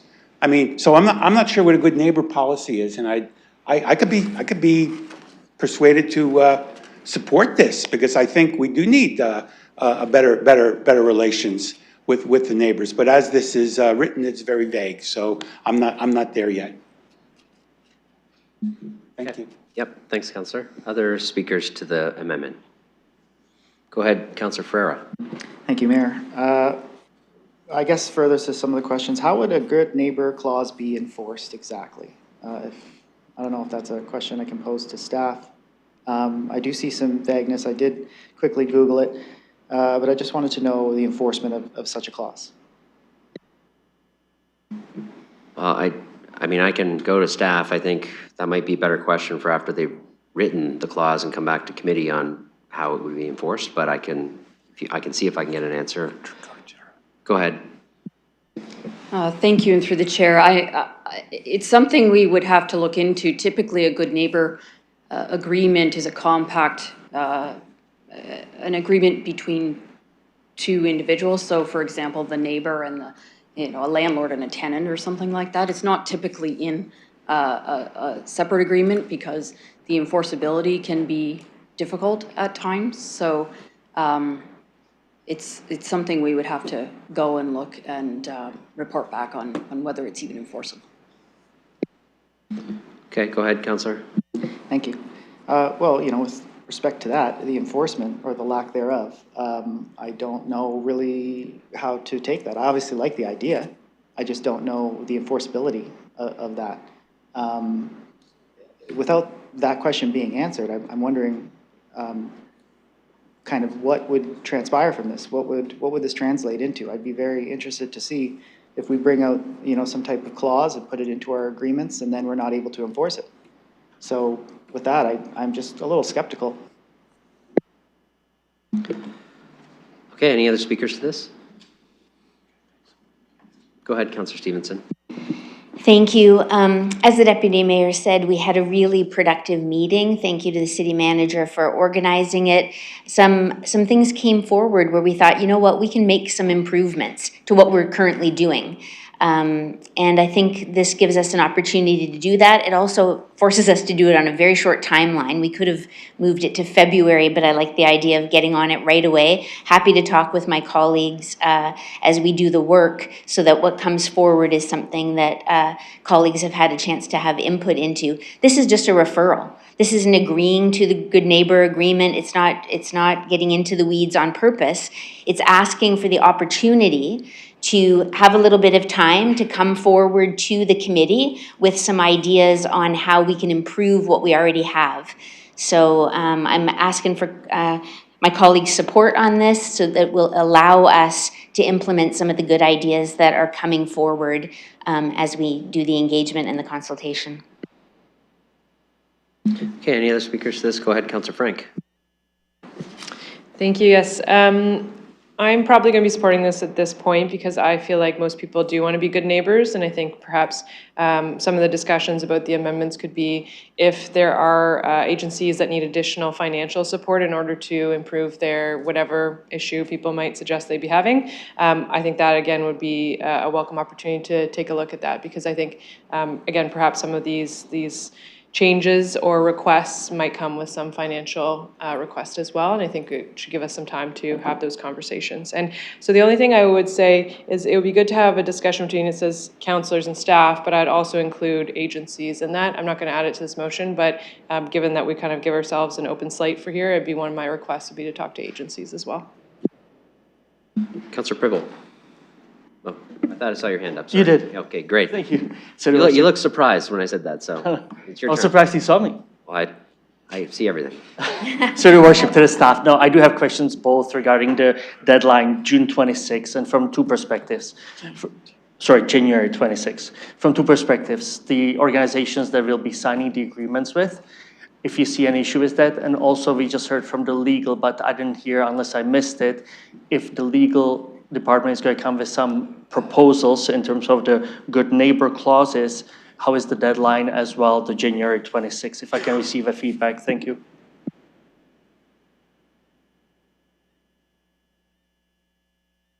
Go ahead.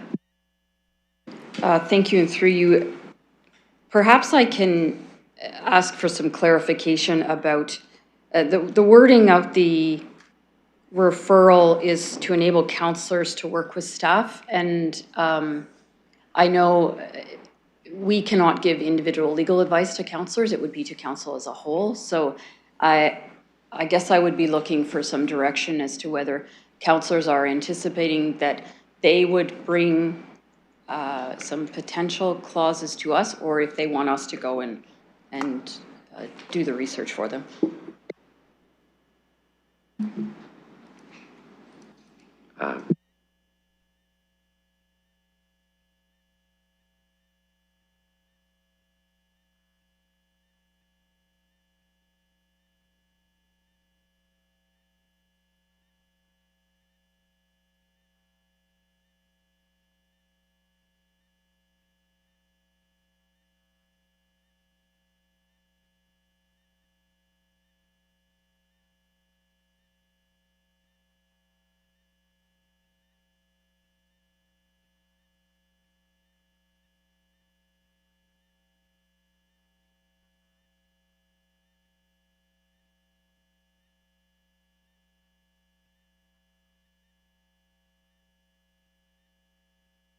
So let me just try to answer the question as I understand it and as the clerks understand it. So when we ask staff to do some work, you're going to go do work and bring it back to us. And if we have some challenges with that work or some suggestions to it, that's what we have the committee process for, is to provide some feedback back, and then maybe it takes another cycle to get done. It's possible. I don't think that precludes any counselor from sharing an idea with staff about some things that they found, or other municipalities have done that. But our expectation would be your professional advice and your opinion is what you would give back based on that feedback. I wouldn't anticipate there wouldn't be a negotiation with the mover and seconder of a motion behind the scenes on what they want. When this is council's motion now, even though it was moved and seconded. So if it passes, council is asking for this work to be done. But I would anticipate staff would always be open to hearing some suggestions. But no one counselor would own that process. And so I'm not sure, and because it's not in the motion, that we're going to add more direction unless someone makes an amendment. But I anticipate if someone's got an example of a clause, they could share that with you, and it could be in your considerations in your report back. And this is with potential amendments to a good neighbor agreements. It may be staff's advice that there aren't functional good neighbor agreements out there that we could use. So I anticipate that there's, in my opinion, a passing on and a trusting of your professional expertise and giving advice back to us with the inputs. Is that, I don't know if that's helpful to clarify. Oh, go ahead. Through the chair, thank you, and we'll endeavor to get back for the January 26th meeting. Okay, thank you. Okay, Councillor Councillor Pribble, were you done? Actually, I didn't receive their reply in terms of the organizations that we would be signing the agreements with. If you think this delay would be any issue with operations of these agencies. Oh, based on the timing. Yeah, that's a question about the renewal of the contracts. Go ahead, Mr. Dickens. Through you, Your Worship, based on the last line of the motion, there's no impact to the existing agreements. Whether this would cause any additional workload for organizations, I imagine there's going to be lots of questions, as Civic Administration has lots of questions about what entails or what covers a good neighbor agreement. So it may create more work to happen between January 1st and the report deadline for submission, but I can't speak on behalf of the organizations. Councillor Pribble, go ahead. Thank you. No more questions or comments. Councillor Rahman. Thank you, and through you. I appreciate the discussion we're having about this item. One thing I will say is just looking at examples of these, the one that I found most helpful was from Edmonton, which involves an agreement between a business association, police forces in the area. It involved a bunch of different landowners as well as care providers. And the interesting thing was, central to the agreement is an understanding that these services are essential, required, and needed in the neighborhood. So if that's the component that we're looking to put into a good neighbor agreement, I'm all for that, and setting out parameters for how everyone's going to work together and for the mutual best interest of the area sounds really good to me. Looking forward to seeing what comes back. Thanks.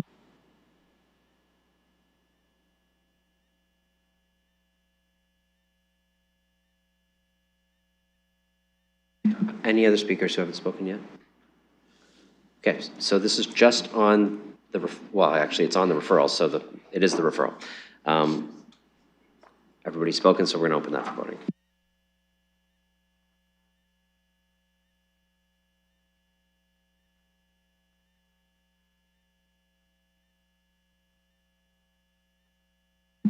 Closing the vote, motion carries 11-1.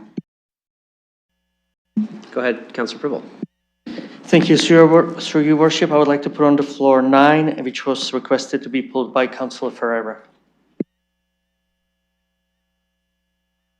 Okay, that's item 9 from the committee on the floor. I'll look for speakers.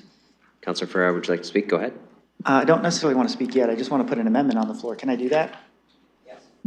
Yes, you can put an amendment on the floor, and then there would be an amendment on the floor, and then we could speak to the amendment. You could choose to do that right away, or you could choose to do that later. I'd just like to put the amendment that I originally brought to the Community and Protective Services Committee, and then I'd like to hold my speaking time. Okay.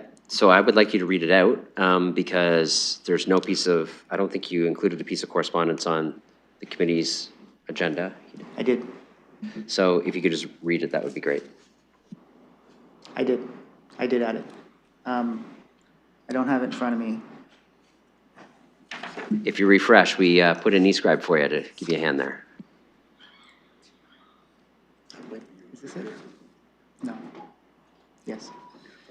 All right. I would like to amend the receipt from committee, and I'll read the motion. It's that the motion be amended to read as follows, that Civic Administration be directed to report back to the Community and Protective Services Committee with recommendations on a spectrum of municipal options to limit or prevent bad faith tenancy evictions for reasons of demolitions or conversions of use for a purpose other than a residential premises or premise, including but not limited to amendments to or new municipal bylaws, policies, and programs. It being noted that a communication as appended to the added agenda from V. Flair, London Acorn, was received with respect to this matter.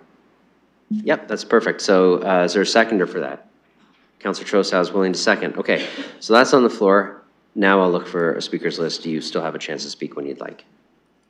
Are there any speakers to this? Go ahead, Councillor Cuddy.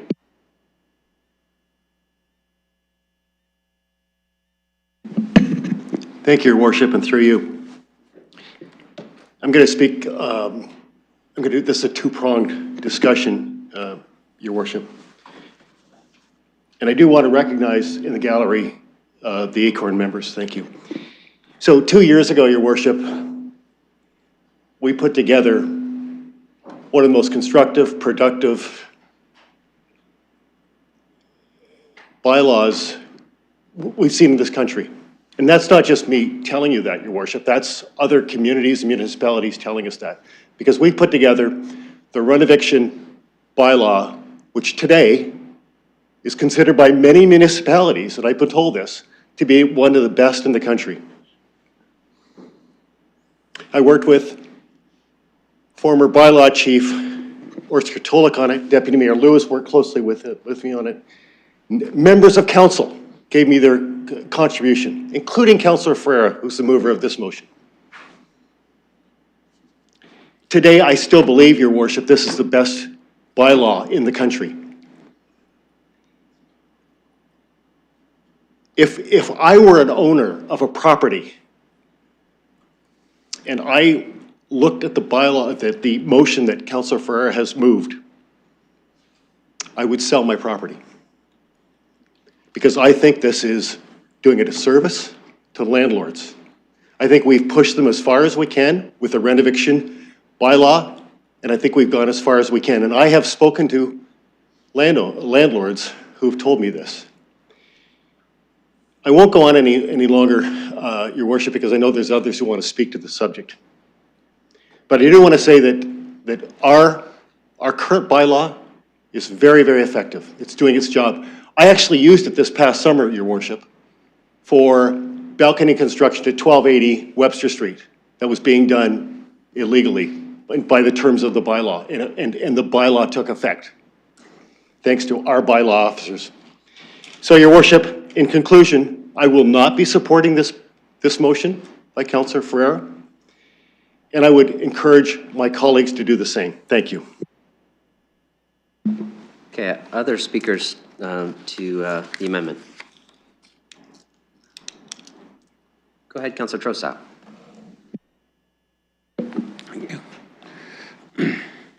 I spoke to this, through the mayor, I spoke to this at length at the committee. And at the committee, we had the opportunity not only to have a letter from our premier legal services provider telling us this was needed, because a loophole has arisen in this otherwise fine bylaw, that is allowing owners to take advantage of the fact that they can get around the registration requirement simply by reframing slightly, really, what they're doing. So I think to make a claim that an owner would have to really consider selling their property, I think is a bit overly dramatic. And the reason I say that is, if you're following the rules, you don't have to worry about anything. This is not an across-the-board prohibition against doing something that you're otherwise allowed to do. This is simply a continuation of the good bylaw, and I will acknowledge that. Didn't go as far as I would have liked, but it was a great bylaw. I voted in favor of it. What we have here is the subsequent discovery that there are tiny little holes, but those tiny little holes can be climbed through to create major, major hardship for a whole class of tenants. So basically, we're not enacting the bylaw on the floor today. We're asking for a report back, and it's interesting. We have people saying they want to report back on a good neighbor policy, but not a report back on a bylaw that's actually going to save the tenancy of a lot of tenants at a time when now that people have acknowledged that there's a homelessness emergency. I'm really glad to see that people have come over to that position, very badly needed.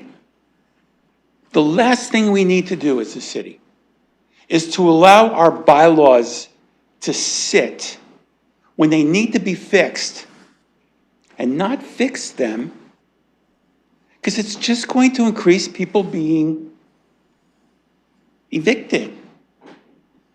And maybe I shouldn't use the word eviction, because evictions often conjure up a formal process with a formal paper coming to the door. People are displaced from their units in many ways, short of a formal eviction process. Some of that is due to the fact that there's unequal information. Some of it is due to the fact that people feel intimidated and scared. As I said at council, and I said at the committee, when you're in a landlord-tenant dispute, and the owner of your property has made it very clear that they want you out, there's no peace. There's no peace, because even if you win the first round, even if you force an issue with the landlord-tenant board, even if you win the first round, you're not done. There's no, okay, well, you won this, so you can stay at your current rent. Let's face it, the current rents under the vacancy decontrol provisions that are not the doing of the city, but the doing of the province, create an imbalance in the rental market that is very prejudicial to tenants. So we as a municipality have to look at, well, we can't change we can't change the provincial law. We can't change the grounds for eviction. So what can we do? And we had a very fulsome discussion on that what can we do question when we enacted the bylaw, the good bylaw, it's a very good bylaw, in the first place. It's a very good bylaw, but experience has shown us that it needs to be fixed. So in closing, I want to stress that I think it's the obligation of this council, given our clear policies on wanting to avoid homelessness, for us to take reasonable steps, make reasonable inquiries, and just ask ourselves, what can we as a municipality do? 30 seconds. Okay, and if in fact, we can enact the rental eviction licensing section, 23 of our licensing bylaw. Question, has that been challenged yet? Has anybody brought an action against that?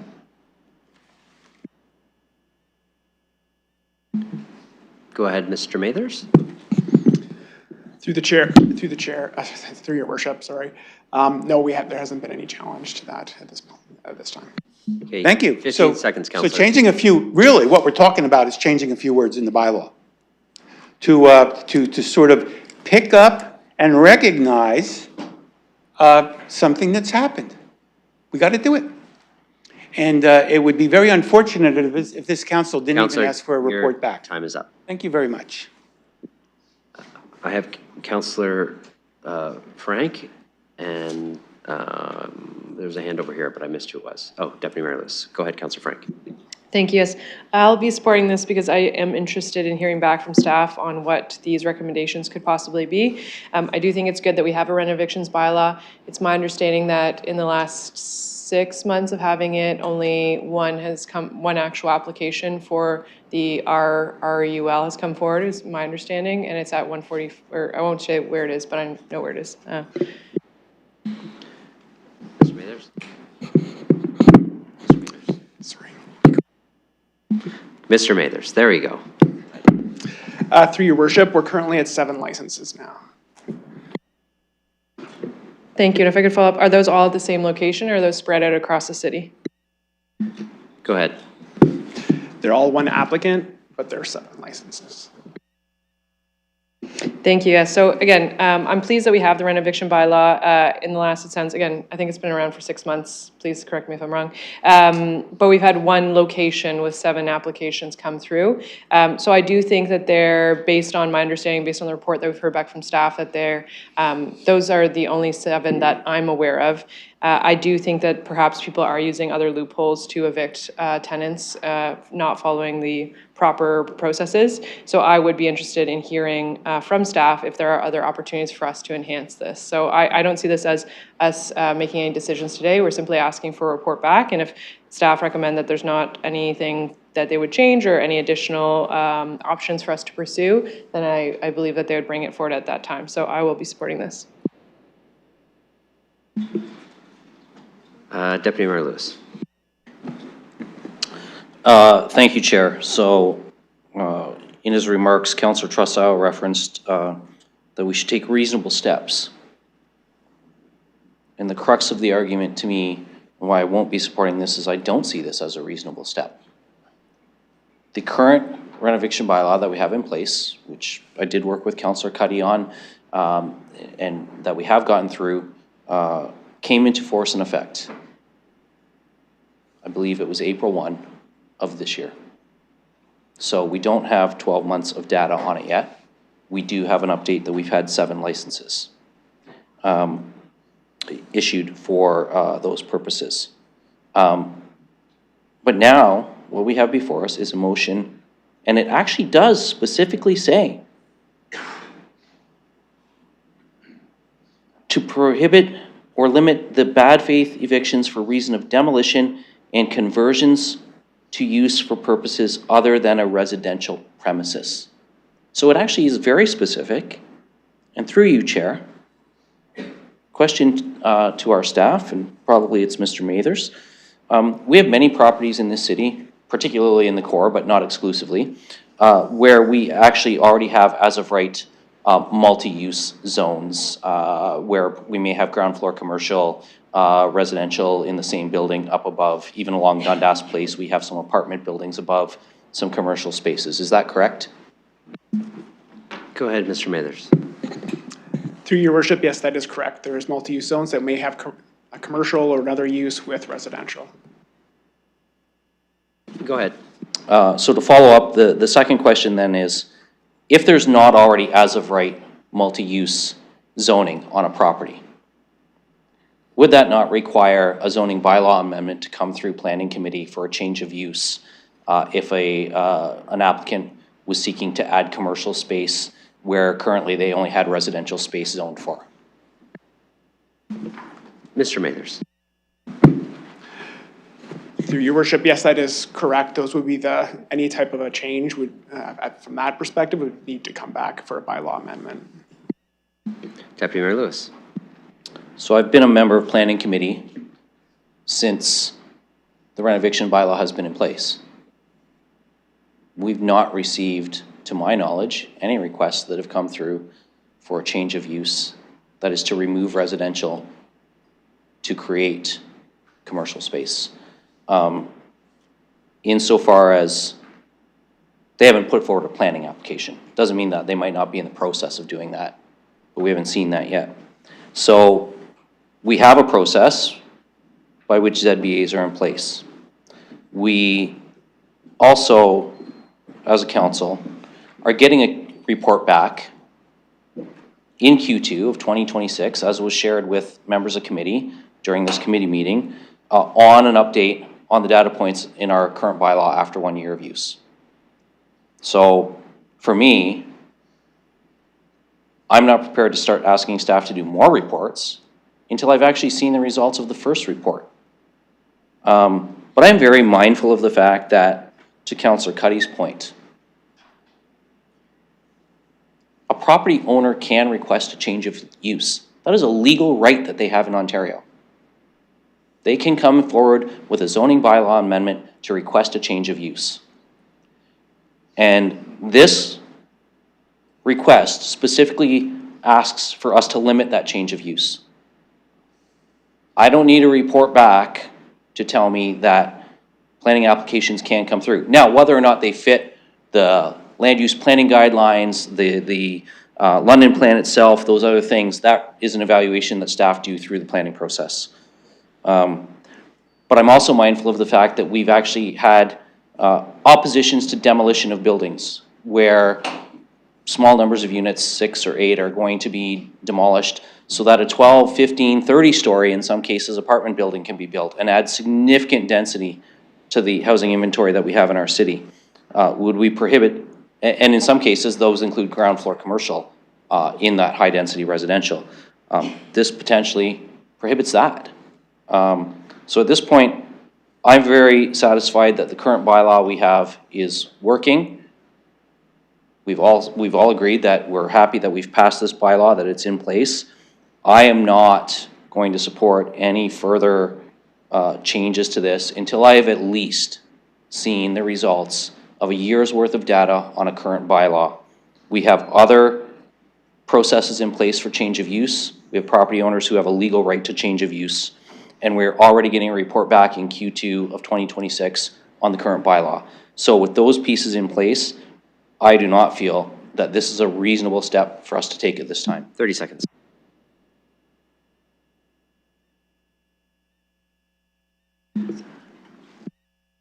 Go ahead, Councillor Rahman. Thank you, and through you. Okay, so I hear what the Deputy Mayor is saying and what Councillor Cuddy has said. But I actually think that we are speaking past each other, in my opinion, on matters that we actually have a lot of interest in. So I'm trying to find a way forward, maybe, because I think that what we're looking at is something that's already in place in Oakville, already in the works in Brampton, in the works across other jurisdictions here in Ontario, including Guelph. I think what we're talking about really is about looking at bad faith tenancy evictions where affordable units are in question. But some of the language in the motion calls into question any conversions or demolitions that have to do with any reduction of residential premise, but I think it actually comes back to replacing affordable housing with affordable housing. So I'm just wondering, is there a way that we can amend this to be able to address that issue if that's the purpose of this motion? It's not the purpose? Okay, I'm seeing a head shaking that maybe I've got it wrong, that that's not the purpose, but I think that that's a path forward that I can support. So I was honestly looking at this from the position that this was about addressing affordable housing coming out of the system. But I feel like this actually doesn't give us enough of the information in the report back that I need in order to support moving this forward. So I guess my question is, and I'm not sure how to word this, but I just want to ensure that there's, can I ask a question to the mover? Is that possible?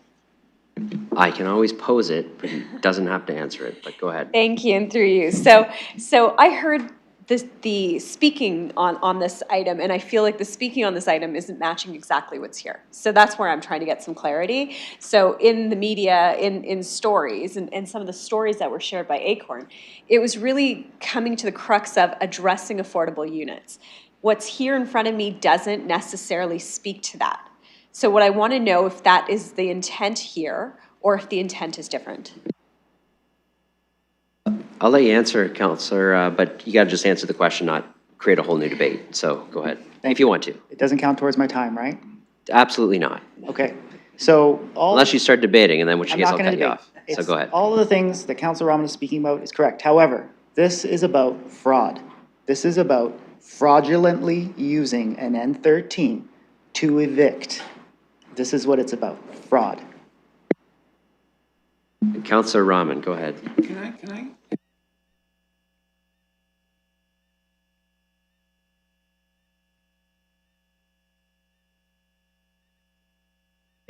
You're the seconder. I need you to keep it really tight to the councillor's question because I'm not going to get into this very often, but go ahead, Councillor Trousseau.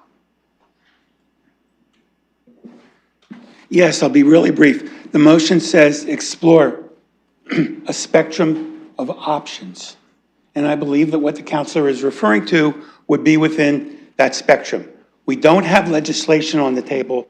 We're asking for a broad staff report back to look at a spectrum of options. Okay.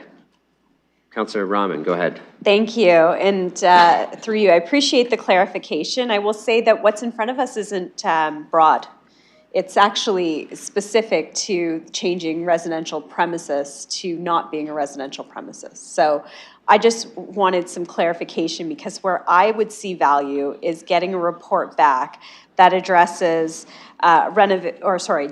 demolitions or demolitions and conversions, where affordable units are being replaced in the redevelopment and working to ensure that affordable units go back in place. So I think that to me carries a lot of significance and weight in the language because it's language that I think is accessible to everybody here in support of addressing our affordability challenge. But I think where we're getting a little bit caught up is some of the language that's in front of us. So I guess my question is for the clerk, are those two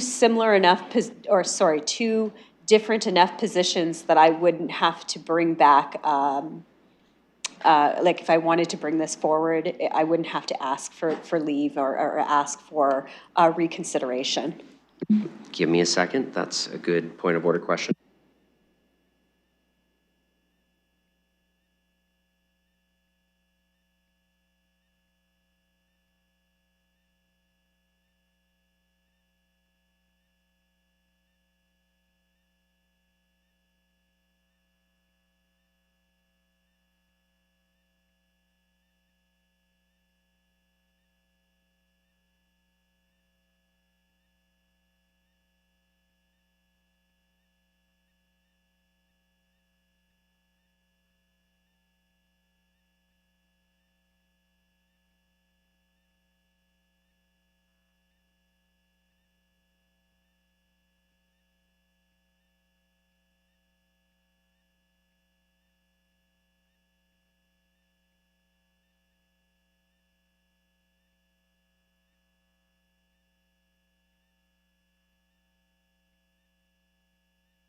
Okay, so I'm going to consider that kind of a point of order question, even though you didn't say point of order. So here's where we stand with this. A matter went to committee and it was defeated. The councilor's chosen to raise it here. If this is defeated here in its current form, it's a decided matter of council. We're not bringing it up again this term. It is not definitive, although it's possible, that the affordable piece is necessarily contained within the spectrum. Like staff could do that work, but it's not, the direction is not clear for them to do that. So your options are, you could amend this and try to figure that out here. You could also refer this back to committee with the direction to develop language around affordability and have the committee go back and do that work and then bring it back to council later. Those would be the options, but I would say my clarity on your point of order is I can't tell you that that's different or not because it is not clear in this, so it could be and it couldn't be. So it's a little bit, but if it's defeated, this motion is not coming back again without reconsideration in this current iteration. So go ahead, Councillor Rahman. Thank you, and through you, and much appreciated. So I just want to express thanks to my colleagues for bringing this issue forward. I'll support what's here, but I do think that it needs to go further. But I think it is also in a different vein. So if this doesn't pass, my plan is to go back to a committee of which I'm not a member and submit a letter and ask for it from the affordable angle and bring in different options from other cities, because I think we have excellent examples of this work already done in place and being enacted. So that would be my way forward, I think, at this point, but I appreciate the work that's been done so far.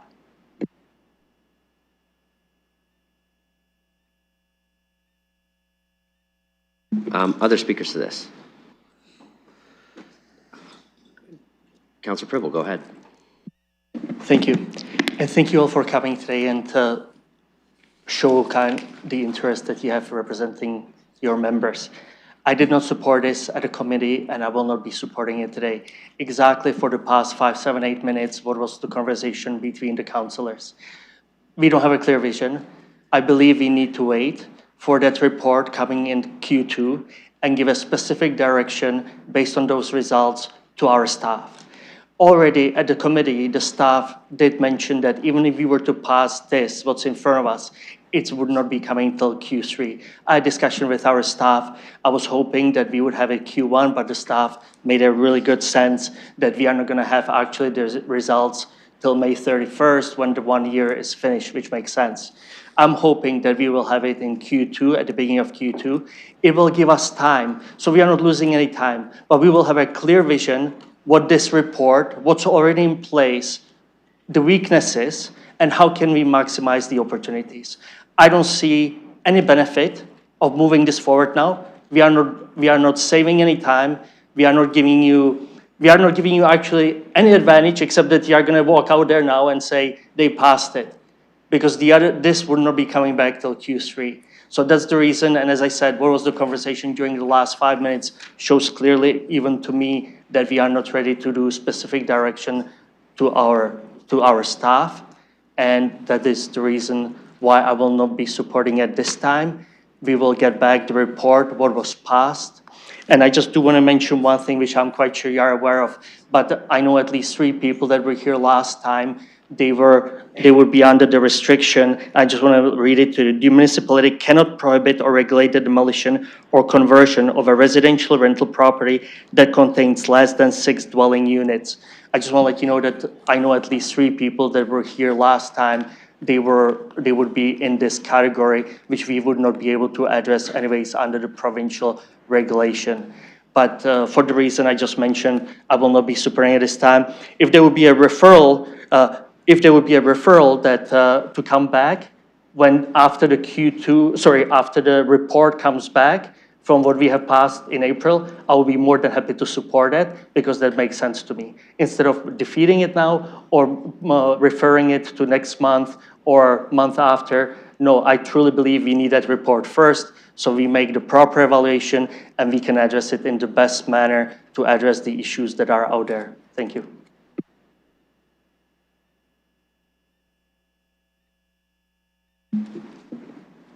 Yes? Sorry, would I be actually make a referral, even though I don't have the exact date, to refer this when the staff report comes back, whenever it is in Q2? I don't know if it's possible or not without giving specific date.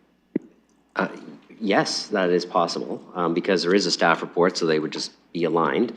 Did you want to refer it with that affordability kind of language lens on it that Councillor Rama was talking about, or you just want to generally refer it?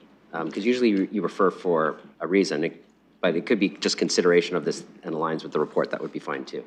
At this time, I really would like to, just based on what's in front of us, there is no need to be added affordability, because what we'll do is when we receive the report, we will evaluate and we'll give specific direction to our staff. So I don't think there is need to, or in my referral, I don't plan to do anything except to bring this back to the council and deal with it once we receive the report back from our staff.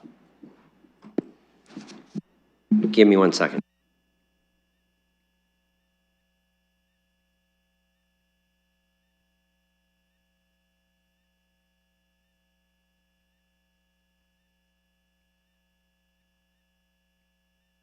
Okay, so, yes, Counselor, I'll give you some language.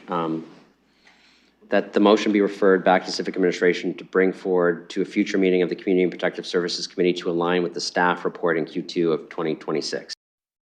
Report on the results of the first year of the bylaw.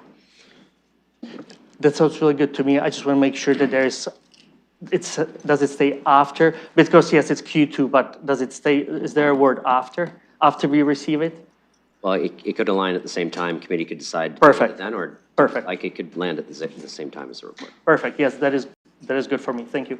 Yeah, so it's, okay, well, I don't have a point of order. Go ahead, Well, Counselor, that see if- takes see if precedent. there's a- Go ahead. No, point of order Well, takes precedent. my point of order would be that if we get a report back from staff in Q2, we can move forward there without direction from council today. So I think it's sort of a redundant referral. No, and so on your point of order, Counselor, the referral is in order. Any motion could be referred to at any point in time to any committee back. And so it doesn't matter if other things can be done simultaneously, a referral can still be in order. So the counselor can refer this.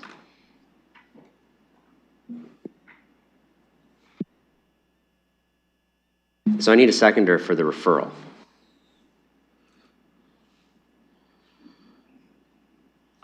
Councillor Rahman. The referral is moved and seconded. We'll have a debate on the referral now. So this is a referral. Okay, so the language will be on the screen. It's as I read it, though. This is to refer this matter to come back to the committee at the same time as the Q2 report on the first year of the Renovictions bylaw has its report. Debate on this. Go ahead, Councillor Ferreira. Thank you, Mayor. So this council, a week ago, asked the province to realize that we have a crisis of homelessness. What does crisis mean? Does it mean business as usual? Does it mean we wait for a report back? Or does it mean we act now? I'm confused. I think the arguments I heard here are not swaying me for a referral. We are in a crisis. We are recognizing that. We are asking the province to recognize that. We can't refer this back and wait a little bit longer. How many people lose their housing in that time? There are 7 cases of the rental unit repair license that have came through. I have more than 7 cases since then with this exact issue. So that shows me the loophole is wide open. I don't understand why we don't want to act now. A crisis is a crisis. A crisis means we act fast. So I would not support this referral. This is needed right now. On the referral, go ahead, Councillor Rahman, and then Councillor Pribble. Thank you, and through you, and on the referral through you to staff, can they comment on if they were to do part 2, when they would have reported back? Go ahead. Go ahead, Mr. Mathers. Sorry, you're asking for if this is referred, and then they can ask us at that committee when it would report back? We'll get you some clarification. Councillor Rahman. Sorry, I was reading the number of the motion, that's why. So in the original motion, it had requested a report back. So that Civic Administration be directed to report back. So I'm just wondering when if that had passed, what would that report back date have been? Mr. Mathers. Through your worship, it would likely that would be Q2 2026 when we come back with it. We have a substantial amount of workload in this group, but that's where we'd be looking at it. But I'm happy to take any other future direction on that. Councillor Rahman. Thank you. So again, we are aligned on when this would be brought back. So I think that that's important, whether we take the referral or if we support the direction in front of us, we're aligned. Thank you. A point of order? Go ahead, Councillor, on a point of order. Point of order, yeah. It would be, or privilege, I think this is order. What's the purpose of the referral then? What's the purpose of voting on a referral or voting on the motion then? Councillor, that's not a point of order. Privilege? at all. It's not a point of order at all. Privilege? It's not a point of privilege either. You cannot like the referral. You spoke against the referral, but the referral is not offensive. It's not a point of personal privilege. The counselor asked a question about when the report, if we were to pass your motion, would come back. The referral is aligned. Two things are happening around the same time. It's not a point of order or a point of personal privilege, so I'm sorry, but it's not. I'm wondering these procedural steps on what's really happening here. Well, procedurally, I can clarify that. A motion was defeated at committee. You brought it back up again here. Councilors would like to refer that back to committee to give a chance to align it with a report that we know is coming on the renovictions bylaw. That is procedurally is what is happening, and that is procedurally in order for council to debate. Now, point of people order can be again. against it, people can be for it, but that's exactly what's happening. Okay, so I have a point of order, because in the report back, dem evictions are not included in the report. I have canvassed staff a lot on this. It all started with, why is it not in schedule? Councilor, I'm going to cut you off here, and because you're kind of debating. So, no, it's not. You're right, the report back doesn't include that. The councilors are referring what you would like to do back to Land and Committee at the same time. Committee can deal with the content of the report and everything that is in it, and your desire to take additional action at the same time. What I hear is a desire from some members of the committee to do that. May not be everybody, but they're allowed to move and second a motion to do that. Even if it's not what you'd like. That's democracy, sorry. Like, we got a procedure bylaw, everything is in order here. So there's no point of order here. This is perfectly allowed. I'm gonna ask you to sit down now. Or you're presenting a report, so you're good. You're on your amendment. You don't have to sit down. But your point of order is dealt with. Is someone in the middle of a debate, though? You've ended the floor. I have Councillor Pribble on the speakers list. No, go ahead. Councillor Pribble. On the referral, you heard we are acting now. Through the chair, Councillor Pribble. Oh, sorry, through the chair. We always speak through the chair, even if you're addressing. Through the chair. Go ahead. You heard we are acting now. So the acting now means we are going to pass something that we are going to get back, report back Q3 next year. That's in my eyes, that's not really acting. Acting is if someone makes a decision and it starts tomorrow. What I'm proposing is actually when we have results from what we have passed, and then make the clear direction to our staff. That's in my acting, that makes complete sense. If we pass this Q3 next year, we are not saving any time, we are not being any proactive, we are not going to save any more individuals who are potentially addressed with this issue. So that's the reason why I'm putting this referral. And as I said, when you hear we are acting now. Okay, so members of the audience don't get to say things. The next time I hear someone say the word "shut up" to a debate that is happening, I'm going to have to ask you to leave. There's decorum on the floor, as I've enforced. There's also decorum in the gallery. It's not a public participation meeting. Certainly appreciate you being here to support your position, but you can't comment like that or I have to ask you to leave. So I'm not going to ask anybody to leave. I'm just going to issue a caution because I'd like you to be here for the discussion and the debate. Councillor Pribble, you can continue. You're speaking to the chair and through the chair, though. Through the chair and looking at the chair. I'm just going to add this. I really honestly don't see, based on why I put this proposal, the referral, because I believe we will have more information and we are actually not losing any time. When I was discussing it with the staff, we would be still looking at Q3 with the additional information that we are receiving in Q2. So we are not delaying anything. We are not increasing any time frame. We are actually going to be making better direction to our staff, and we will have bigger knowledge. So that's the reason why I'm putting the referral on. And if it's defeated, I will not, no, I will leave it at that. Thank you, Chair. Thank you, Your Worship. All right, I put myself on the speakers list. I'll turn it over to Deputy Mayor Lewis. Go ahead, Mayor Morgan. Yes, I'm going to speak to the referral, and I'm going to support the referral. And I'll tell you why, is because I actually have been listening to debate of colleagues, and you know how I always strive for a wider consensus of council. There are some colleagues who would like to get information from the Q2 report back to be able to make this decision. As Mr. Mather said, even if we pass the motion, the relative information that would come back would align with them. There might be a slight delay, but we're not talking about half a year here. We're talking about an alignment of two pieces of information coming back at a relatively similar time for councillors to make a decision.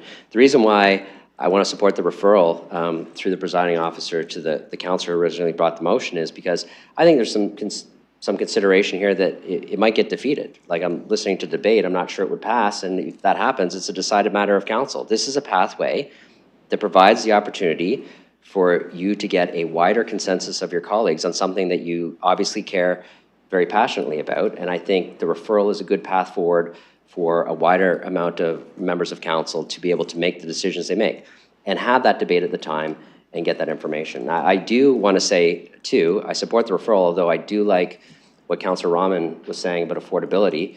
I think I respect what Deputy Mayor Lewis was saying about the ability of people to convert units to other uses, particularly within the confines of the different permissions. But losing affordable units in the city is something that we have to be very cautious about, and I'm interested in the comments that Councillor Rahman was making, and I'm sure she'll raise them through the committee and the process as well. So I'm going to support the referral because I think that potentially leads to wider consensus, gets more people information, keeps your ability to make decisions on this matter alive without reconsideration being necessary. Thank you, Mayor Morgan. I'll return the chair to you. Councillor Trossau. Thank you. My prince won't be on this once because he turns it on and off for me every time, and I appreciate that. Well, I'm against the referral. And the reason why I'm going to vote against the referral is we are running out of time this council term. We're done. We're going to be in the election season before anything even comes back. And yeah, we can act during the election season. But the fact of the matter is we have a demonstrated problem now. And you could say, well, I don't want to be against this because I want more information. There's no guarantee that report that's coming back is going to give us that kind of information. It's about the rental eviction bylaw as it currently exists, which we already know what the status is in terms of the applications. So don't think that by saying, well, I want to refer this so I can get more information, you're offering up a tenable compromise, because we're done. I mean, the shot clock is ready to expire. We have to take a shot. And I think that given, if this was a year ago, maybe it would be different. I would feel a lot better about a referral if it was sent back to the next CAPS meeting, which we could actually deal with right away. And I know that Councillor Rahman was talking about this before, but I would be willing to move that we substitute referral this to the next CAPS meeting and have a further discussion about the purpose of the motion. Since there were some questions raised about some of the language. Could I call a timeout? Sorry, I was referring, I know it sounds like you're trying to amend the referral, so I'm just talking to the clerks about that. Two meetings. Well, we're not having our meeting in Councillor, you're debating on the floor right now. No, actually, I'm trying to communicate with the maker of my motion. Well, you're the maker of your motion, so you can make an amendment or not, but we're not going to have a debate across the floor. Okay, I will make a substitute motion then that this be referred to the next CAPS meeting, which is now scheduled for January Yeah, it's in January, but it's not the 5th because that one was canceled. 26th. 26th. And So it's an amendment to the referral. yes, Change and the date. That's what it is. yes, because I don't want to put this out until, No, there's not debate. You make the amendment, and then you get to debate it. I have to look for a seconder. So what you'd like to do, Counselor, so I'm clear, is change the referral to land at the next available CAPS meeting. There's no signs, Counselor, put it down. Change it to the date of the next meeting. So the next available CAPS meeting. So that's the January 26th meeting. You either making the motion or not. Do you want to make the amendment or not? I think that there's information that I need to get from the person I've been collaborating with on this, that I may be missing something, and could you just do that with a magic marker and not a pen? Oh, yeah, I'll make the motion. Yeah, because I mean, I don't want to refer this. I want to deal with this now. But I could see where this is going, and I could see how it's going to be. Counselor, you don't get to debate yet. I have to see if there's a seconder. If there's no seconder, then there's not going to be a motion. So that might be pretty clear whether the person wants to support it or not, because if there's no seconder, there's not going to be a second. So you want to move an amendment to the referral to align with the report back to be the January 26th Community and Protective Services Committee meeting rather than the way it was there. Is there a seconder for that? You don't get to speak. You get to tell me if there's a seconder for that. That's the current motion, is the second quarter. No. So I'm going to be clear because people don't understand. Right now, the motion that Councillor Pribble and Councillor Rahman said is Q2. That's where it's landing. Councillor Trosa wants to change that to January 26th. So there's no seconder for that right now, which means it's going back to Q2. It just doesn't change. It's not changed yet. There's no seconder. So you're seconding the change to January 26th. Okay. Okay, now can I speak? That's on the floor. Now you can speak just to the amendment. You're only speaking to the change of the date here, so keep your rationale to that. I'm very reluctantly making this motion to refer this because I think we should deal with it now. However, it would be better to deal with this earlier than later, given the exigency of what we're seeing in the community and what we've been told by our service providers and people in the audience. Actual testimony from people who are saying they need this now. So no, I don't want to wait till June. I don't want to wait till Q2. I want to get this done so people know that we're taking care of things that need to be done. But certainly referring this to the next CAPS meeting will allow us to address some of the reasonable questions that some of the councilors have made. I mean, some councilors have said they just don't want to change this again this term. Others have said they would like more clarity in terms of what it is we're asking for, and maybe the report could be a little expanded. I'm okay with that. So I am supporting a referral to our next CAPS meeting, not out a couple of months. And I certainly will undertake to go around and talk to the councilors before the next CAPS meeting, invite them to come, invite you all to come, through the chair, of course, and talk about what you need. I'm really disappointed that this council is not saying, yeah, that's a good point that was made in that legal services letter. Point of order. And we need to act on this. Point of order. What's the point of order, Councillor? Your Worship, I think you gave instructions. So no, I need you to turn on your microphone. I'm not sure who else. I think you gave instructions clearly enough to Councillor Trusso to speak to the date, and he's just going on in some verbal tirade. So I know, okay, so, yeah, I know you're going to make a point of personal privilege. What's your point of personal privilege, Councillor? I'll withdraw that. Thank you. I'm done. Thank you. Okay, so we have an amendment to the referral on the floor to change the date. Does anybody want to speak to the new date?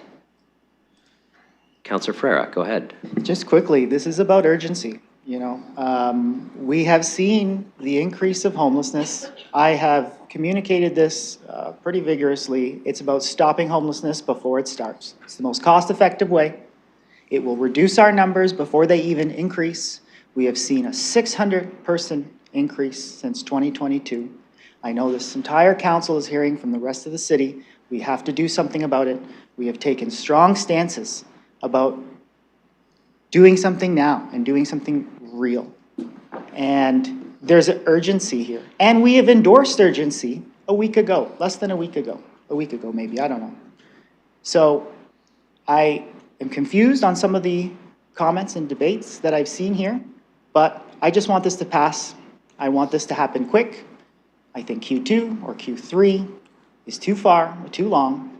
I was originally thinking Q2 to give staff some help, but I do want urgency. And if we can bring in urgency a little bit faster, it's exactly what we need. It's exactly what this city needs. I know that everybody that I've spoken to are asking me, what are you doing with respect to your response to homelessness? What are you doing?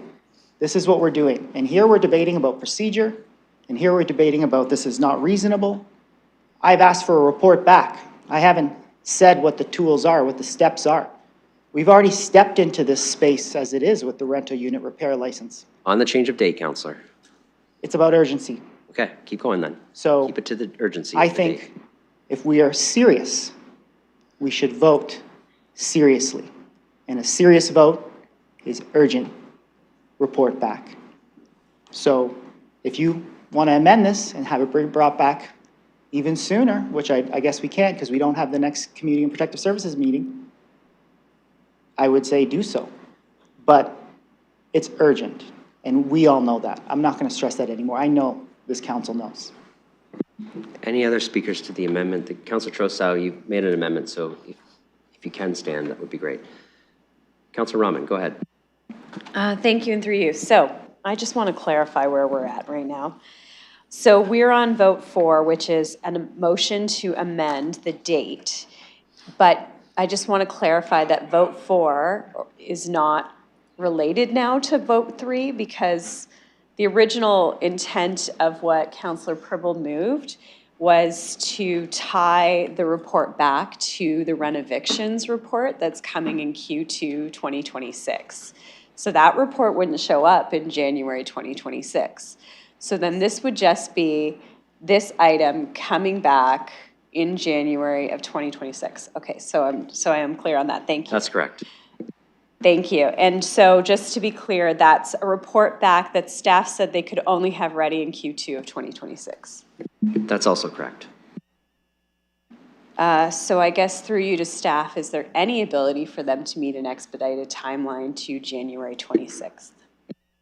Well, staff will have to not do something else. I'm not sure Mr. Mathers will be able to articulate what that is, but everything can be done. It's just prioritization, but there are other things that will be done. Mr. Mathers, go ahead. Through your worship. So, are you speaking to the annual, like the annual report that we would be reporting back, or just a completely new report? Just this this item. And by the way, there's no report.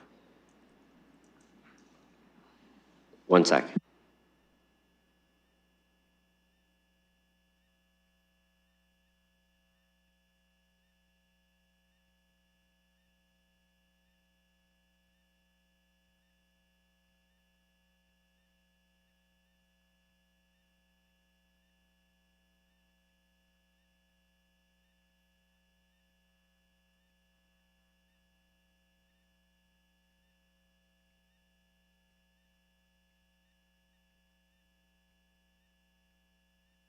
I'm going to just take one moment.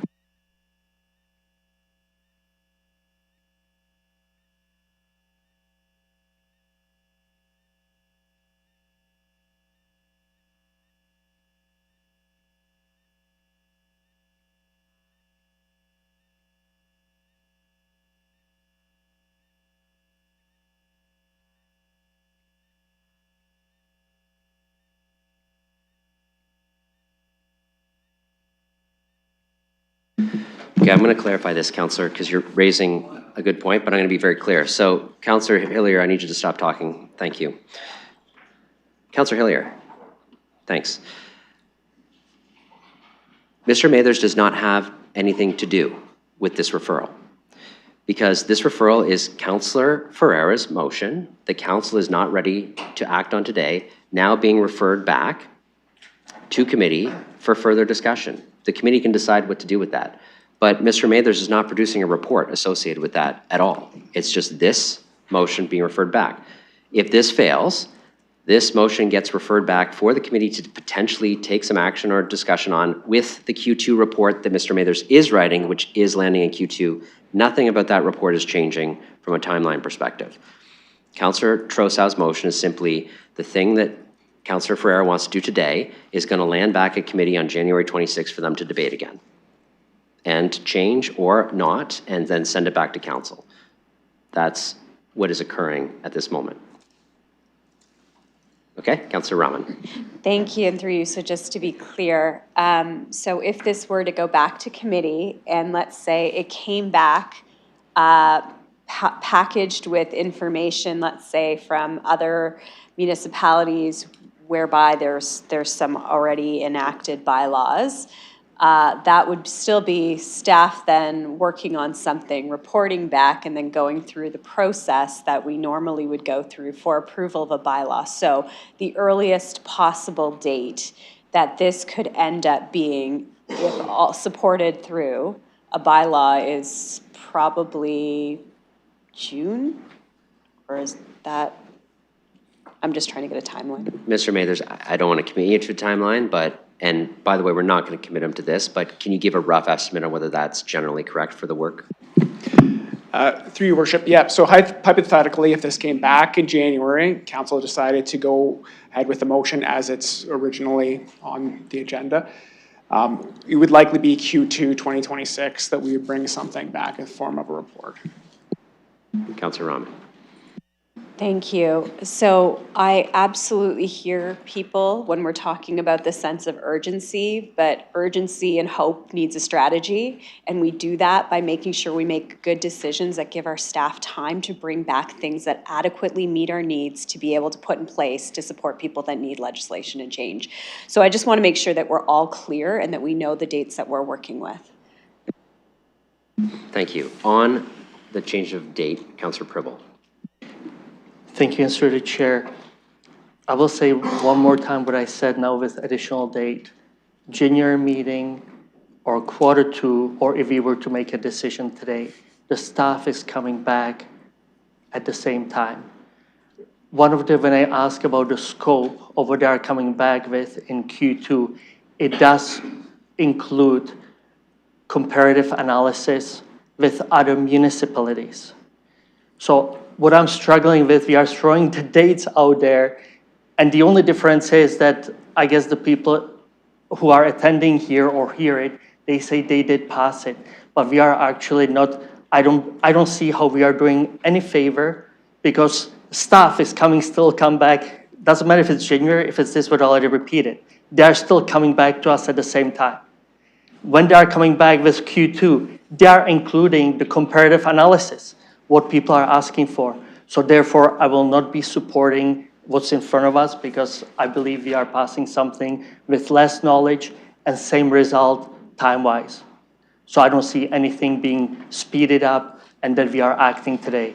I don't. If I did hear from either one of the individuals who are putting this forward, we are going to cut time. Instead of Q3, it's going to be earlier, or it's going to be much earlier, but it's not. We heard that. Thank you. Okay, that exhausts. I have Deputy Mayor Lewis. I'm going to be really brief on the referral. I won't be supporting either referral. And I come back to the heart of the matter. A spectrum of options to limit conversions. And we have a process to deal with conversions through the Planning Act, so I don't need a referral to get to the same decision point where I already am. I would certainly say that while I appreciated Councillor Rahman's comments around affordable preservation, it's very clear that that's not the intent here, so I don't need a referral to get to something that's not the intent of the motion. Okay, I have no other speakers on the change of date. This is the change to January 26th, 2026. I'm going to open just that for voting.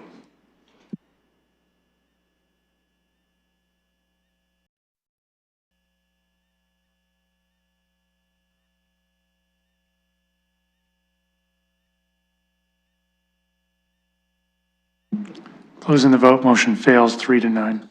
Okay, so now we're back to the original referral, which is Q2 2026, to align with the staff report regarding the rent evictions bylaw.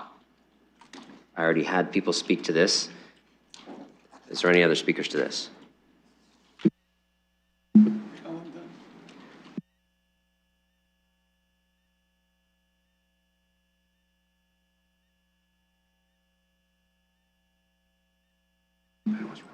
You spoke for a minute 23 on the referral to Q2. It's council. You only get to speak once. Sorry, councillor. Anyone else? Okay, we're going to open the vote on the referral of 2026.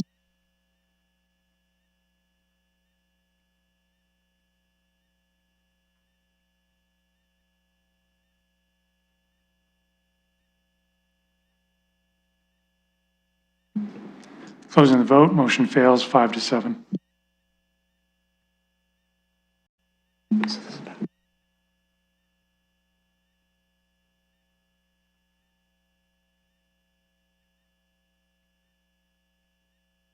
Okay, so now we're back to the main motion that Councillor Ferreira moved.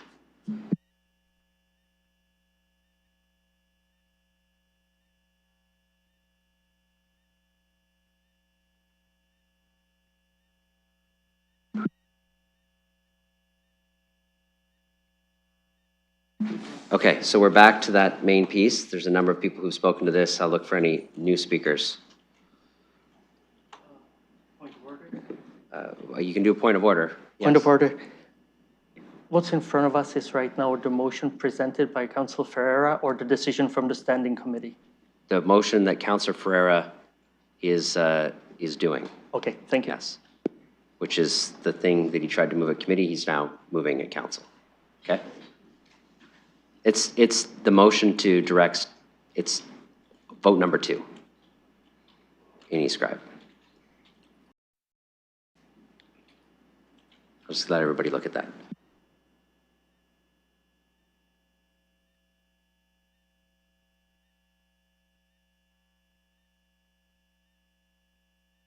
Okay, other speakers to the motion that Councillor Ferreira and Councillor Trosa moved?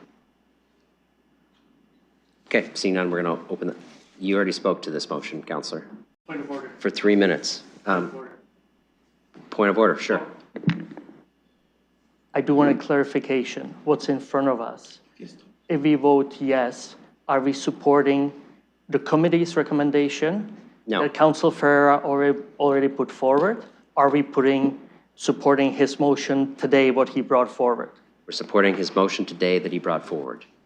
If it fails, there is just a committee's recommendation because he is amending the committee recommendation to include an action. That's what we're voting on. Okay. I'm going to open that for voting. Hold on.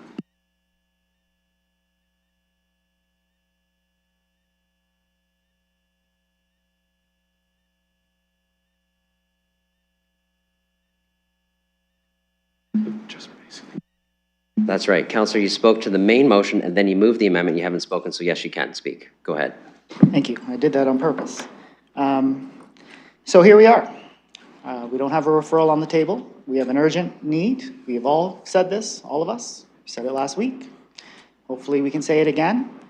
Staff will bring back this report when they can. Q2, I would assume, if we were to vote on this right now. If they align it with the other report, align it with the other report. I think we should put it together. I do see we had a big conversation here on it. Honestly, I would ask, who are we beholden to? Are we beholden to Londoners? Are we beholden to something else? People in the gallery are very smart. They know what's up. They know what we're saying. They know what we're doing. We need to support them. And it's not just the people in the gallery. It's everybody in London. London is asking us, demanding us to do something. This is the most cost-effective way to stop homelessness. It's also the best way because it stops people from becoming homeless. And it gives them the peace of mind so they know that we're on their side. It seems that other levels of government, I'm not going to say, may not be so much on their side. We are. I am. I know most of you are. So why don't we do this? The procedural discussion, reasons why, I haven't seen any real reason why not to. What's a reasonable approach? I thought a reasonable approach was to go back to staff, have a report back. Maybe the reasonable approach was to go through some other counselors, I don't know. But honestly, we need to do this. They're asking for us, they're demanding us, like I said. This is time that we take action here. This is time that we actually bring something that is meaningful. There's going to be no extra cost, most likely, because we have the rental unit repair license with only seven licenses pulled. So we have a staff complement dedicated to this, and they're being underutilized. So there's no cost there. The report back is just to add this to the current program that we have already. Now, I said before, this is about fraud. Every single case that I've seen is about affordable housing. Long-standing tenants that came to this gallery and spoke at the Community and Protective Services Committee, who were in their units for 50 years. We're talking about senior citizens on fixed income. They are not able to go to another place and get rent at something they can afford. They're simply not. So what happens to them? And I don't know why it's not so urgent. I don't want to see any more people get on the streets. I'm a little baffled sometimes. But I think that this is the time when we need to show that we are on London's side. We are on the citizens of this great city's side. So let's give our vote to them. Any other speakers who haven't spoken yet? You have spoken, yes. Okay, we're going to open this for voting.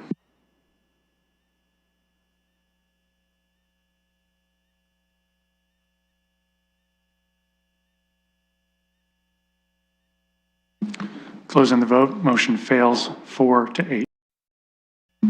Councillor Pribble. Oh. Okay, so now just the committee's recommendation. Councillor Pribble, you have that on the floor. Any other speakers to that? Okay, we're going to open that for voting.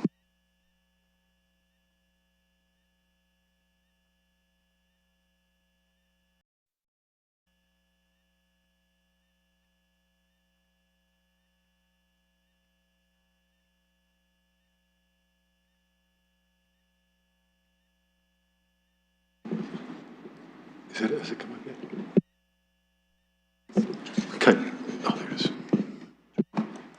Yeah, it's not coming. Oh, there it goes. Yeah. Closing the vote, motion carries 12-0. Councillor Pribble. And Your Worship, that concludes the first report of the Community and Protective Services Committee. Thank you.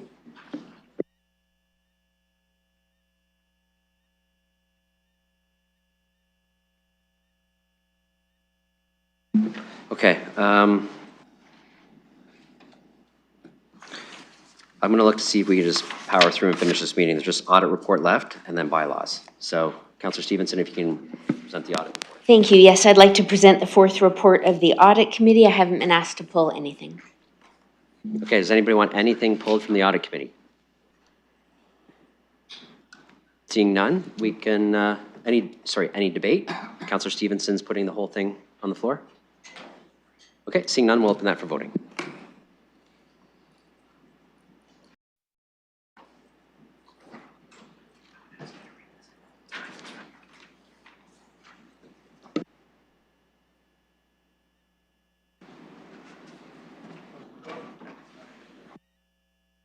Closing the vote, motion carries 12-0. Thank you. Added reports. Councillor Pribble is going to read out a report from council in closed session.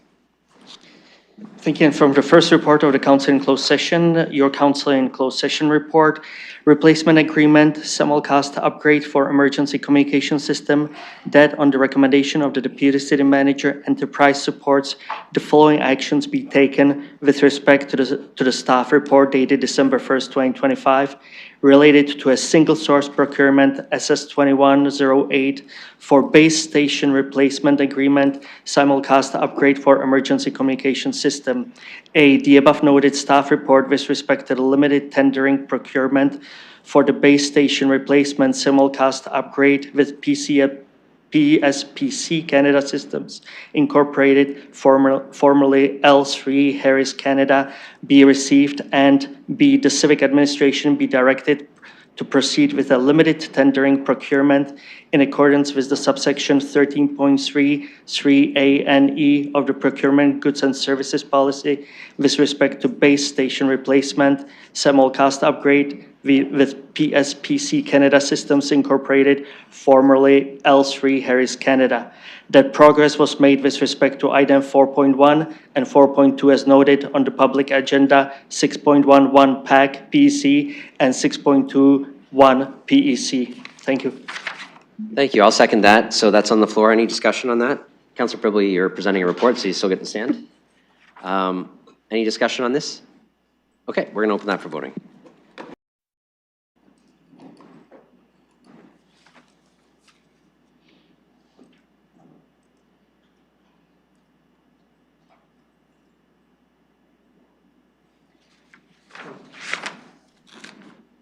Microphone, Councillor Pribley, could we have your microphone? Closing the vote, motion carries 12-0. Thank you, that's great, appreciate that. Deferred matters, there are none. Inquiries, any inquiries? Okay, there are none. Emergent motions, there are none. Bylaws, we're gonna.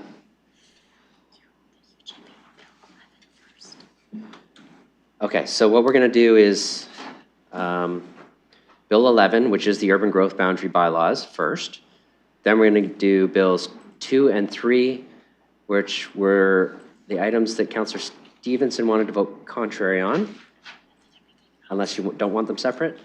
Well, I'm okay with 3 now that we've passed what we Okay. have, so I only need, I can vote yes to 2 and no to, or vice versa. Okay, so I only want to vote no to 2.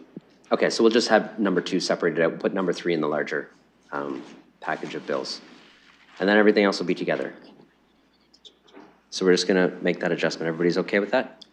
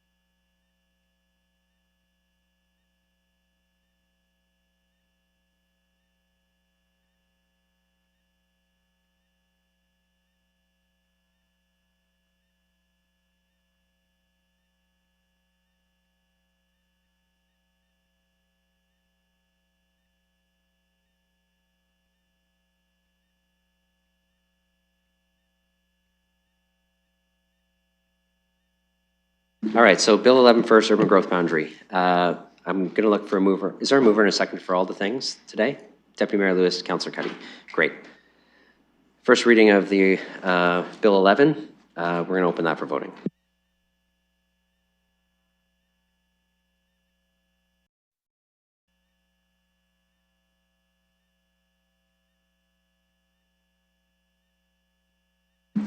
Motion carries 10-2. Second reading of the same bill, same mover and seconder. Any debate? Seeing none, we'll open that for voting.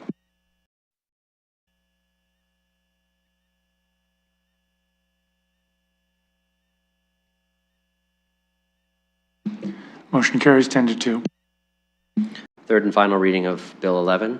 We'll open that for voting.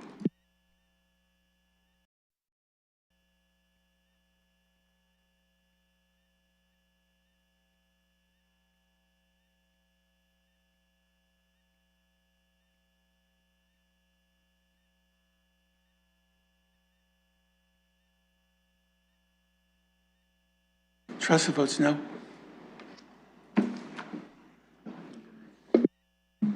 Motion carries 10-2.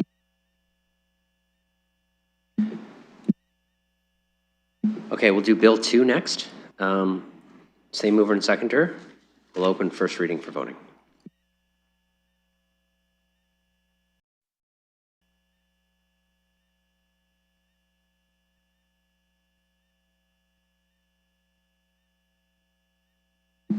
Motion carries 11 to 1.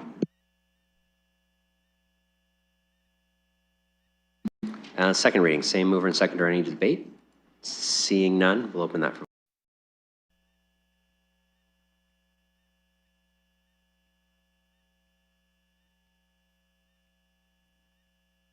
Motion carries 11 to 1. Third and final reading of this bill, same mover and seconder. We'll open that for voting.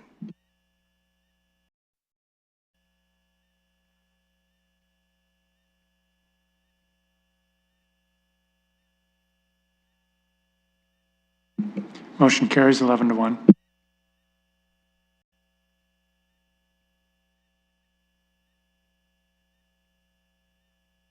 Okay, so everything else, including the addeds, will now be on the floor, same mover and seconder. We'll open first reading for voting.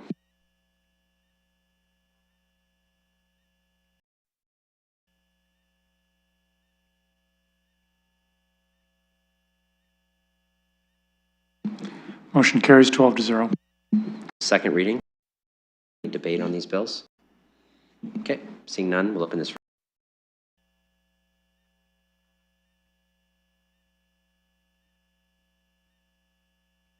Motion carries 12 to 0. And third reading, this is everything we just did with the exception of a drainage bylaw, which we only usually do the first 2 readings of. So this will be kind of everything the same with the exception of one bill related to drainage. We do the third reading of that later. So we're going to open that for voting. I just wanted to make that clear for everybody.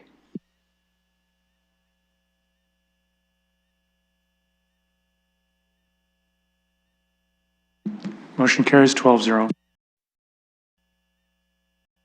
Okay, that is it. I just need a motion to adjourn now. Councillor Van Meerbergen, seconded by Councillor Stevenson. We'll do that by hand. All those in favor of adjournment? Motion carries. Okay, great. There's some sandwiches in the room.